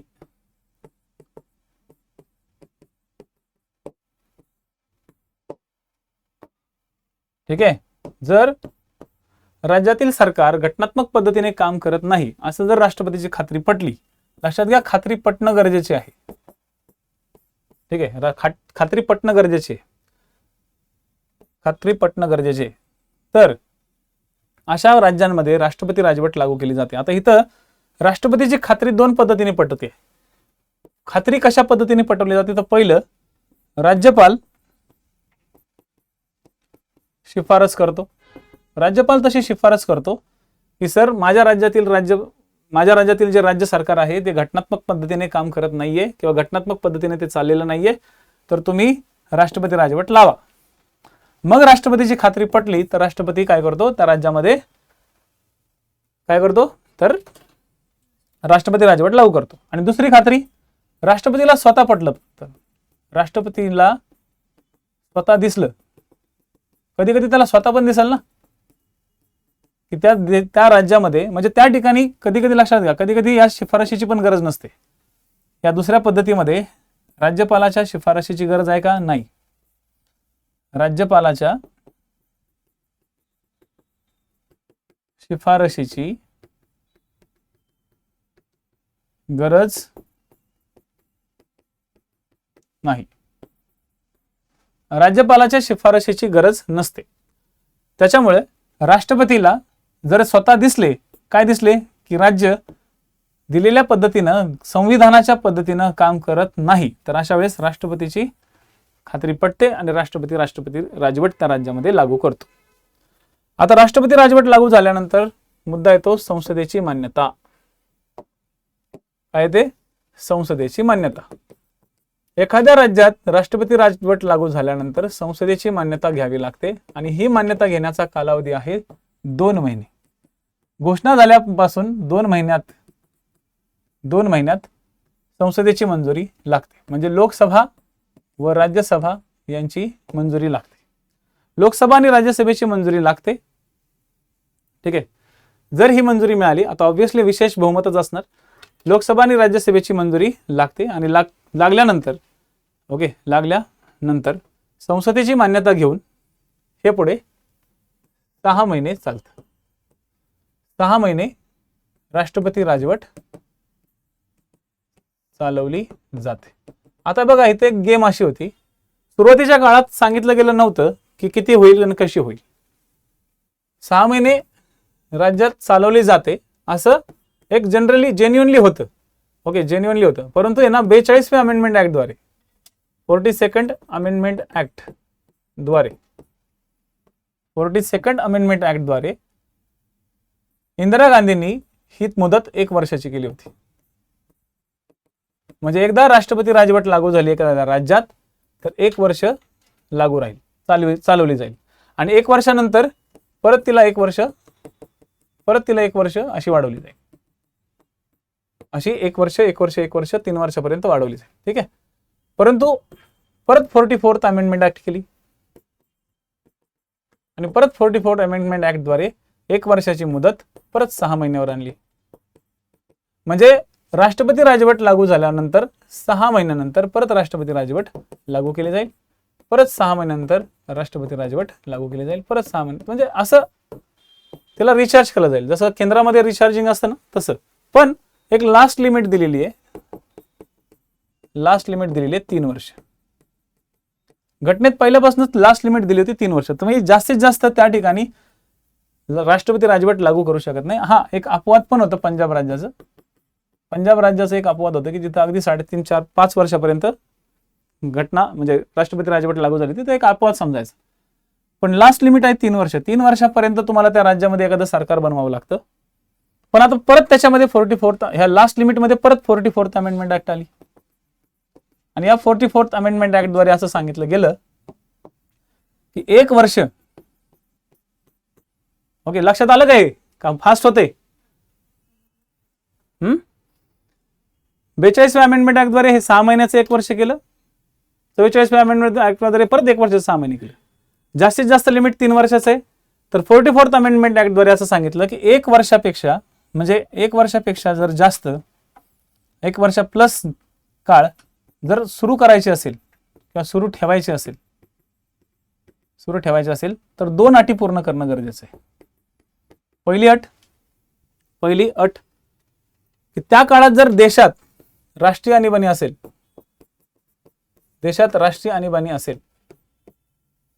तर ती चालू ठेवता येऊ शकते. देशात राष्ट्रीय आणीबाणी पाहिजे तरच ते 1 वर्षापेक्षा जास्त चालू ठेवता येईल. ठीक आहे. आणि दुसरं, निवडणूक आयोगाने तसा ठराव दिला पाहिजे की तिथे इलेक्शन घेणं जरा शक्य नाहीये. निवडणूक आयोगाने तसा ठराव दिला पाहिजे किंवा तसं मत दिलं पाहिजे की त्या ठिकाणी इलेक्शन घेणं शक्य नाहीये. जर निवडणूक आयोगाने तसा ठराव पारित केला किंवा ठराव म्हणजे तसा अहवाल पाठवला केंद्राकडे की तिथं त्या राज्यामध्ये निवडणुका घेणं शक्य नाहीये, तर मग तिथं 1 वर्षापेक्षा जास्त काळासाठी चालवली जाऊ शकते. तिथं राष्ट्रपती राजवट एकापेक्षा म्हणजे 1 वर्षापेक्षा जास्त काळापर्यंत जाईल. पण 3 वर्षामध्ये तिथल्या राज्यपालाची जबाबदारी असते की तिथे एखादं सरकार स्थापन केलं गेलं पाहिजे. मग रद्द कधी होतं? राष्ट्रपती हे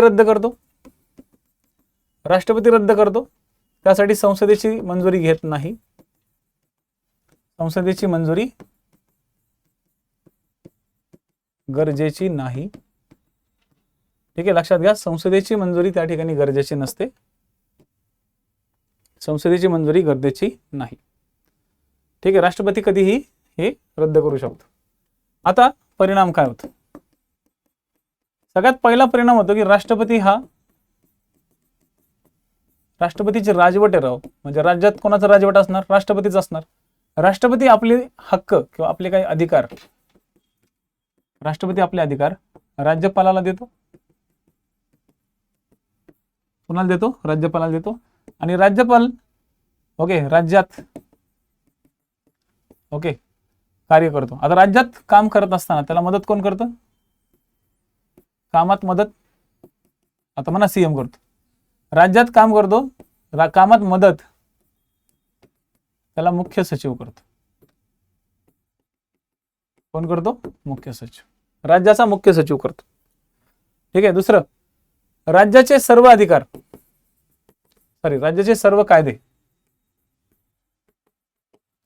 कायदे इवन अर्थसंकल्प संसद पारित करते. सब कुछ संसद देखती है. त्या राज्यासाठी वटहुकूम काढायचा असेल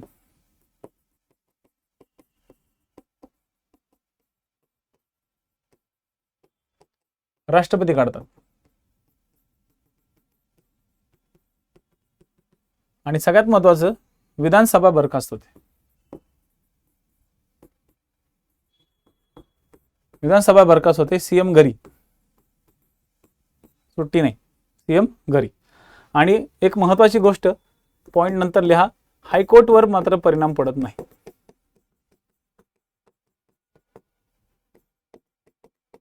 हायकोर्टला कसलाही प्रॉब्लेम होत नाही, कारण हायकोर्ट राज्यातच असतं. राष्ट्रपती राजवटीमुळे हायकोर्टवर कसलाही परिणाम पडत नाही. हे तर आयोग तुम्हाला ट्रॅप करून हायकोर्टवर परिणाम पडता असं देऊ शकतो. ओके.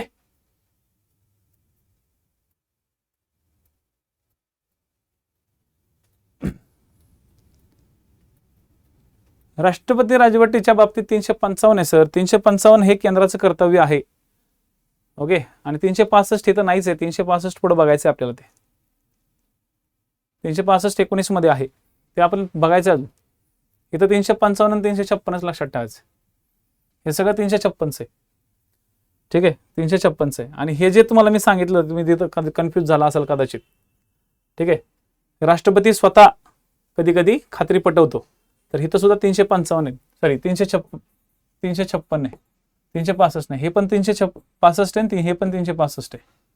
राष्ट्रपती त्या बघा, हे तर कारण काय, त्या राज्यातील जर व्यवस्था कोलमडली असेल राज्यघटनेनुसार चालणारी, तर राष्ट्रपती एक तर स्वतःला बघतो किंवा स्वतः खात्री पटवतो किंवा राज्यपालाच्या शिफारशीद्वारे सुद्धा खात्री पटवतो. याद्वारे या ठिकाणी सगळ्या गोष्टी चालतात. ठीक आहे, अपेक्षा करतो हे लेक्चर व्यवस्थित समजलं असेल.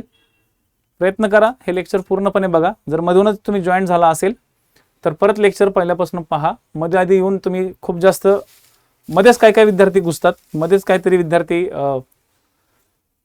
डिस्टर्ब पण होतात किंवा इतर गोष्टी पण करतात. त्यामुळे ना माझं एकच म्हणणं आहे की तुम्ही एक तर पहिल्यापासून लेक्चर्स कव्हर करायचा प्रयत्न करा. आणि दुसरी महत्त्वाची गोष्ट, लेक्चर्सला एक वेगळ्या पद्धतीने लिहून ठेवायचा प्रयत्न करा. ह्या सगळ्या BSM मेथड तुम्ही तुमच्या नोट डाऊन करून ठेवा, तर तुम्हाला कुठेतरी एक चांगल्या नोट्स मिळतील. लेक्चर करता करता नोट डाऊन करून ठेवा. थोडंसं फास्ट बघतात काही विद्यार्थी नंतर, पण नोट डाऊन करून ठेवा. नोट डाऊन करून ठेवलं की तुमचाच फायदा होणार आहे. ठीक आहे, चला, थँक्यू सो मच. आता जे नेक्स्ट लेक्चर आहेत, डायरेक्ट नेक्स्ट लेक्चर उद्याच्या दिवशी होईल. उद्या तसे डिपार्टमेंटवाल्यांचे फुल दिवसभर पॉलिटिक्स असतात. त्यांचे जे काही राहिले लेक्चर राहिलेले ते लेक्चर सुद्धा बाकीचे उद्या कंप्लीट करून घेऊ. ठीक आहे, धन्यवाद, थँक्यू सो मच. परत भेटू. जय हिंद, जय महाराष्ट्र.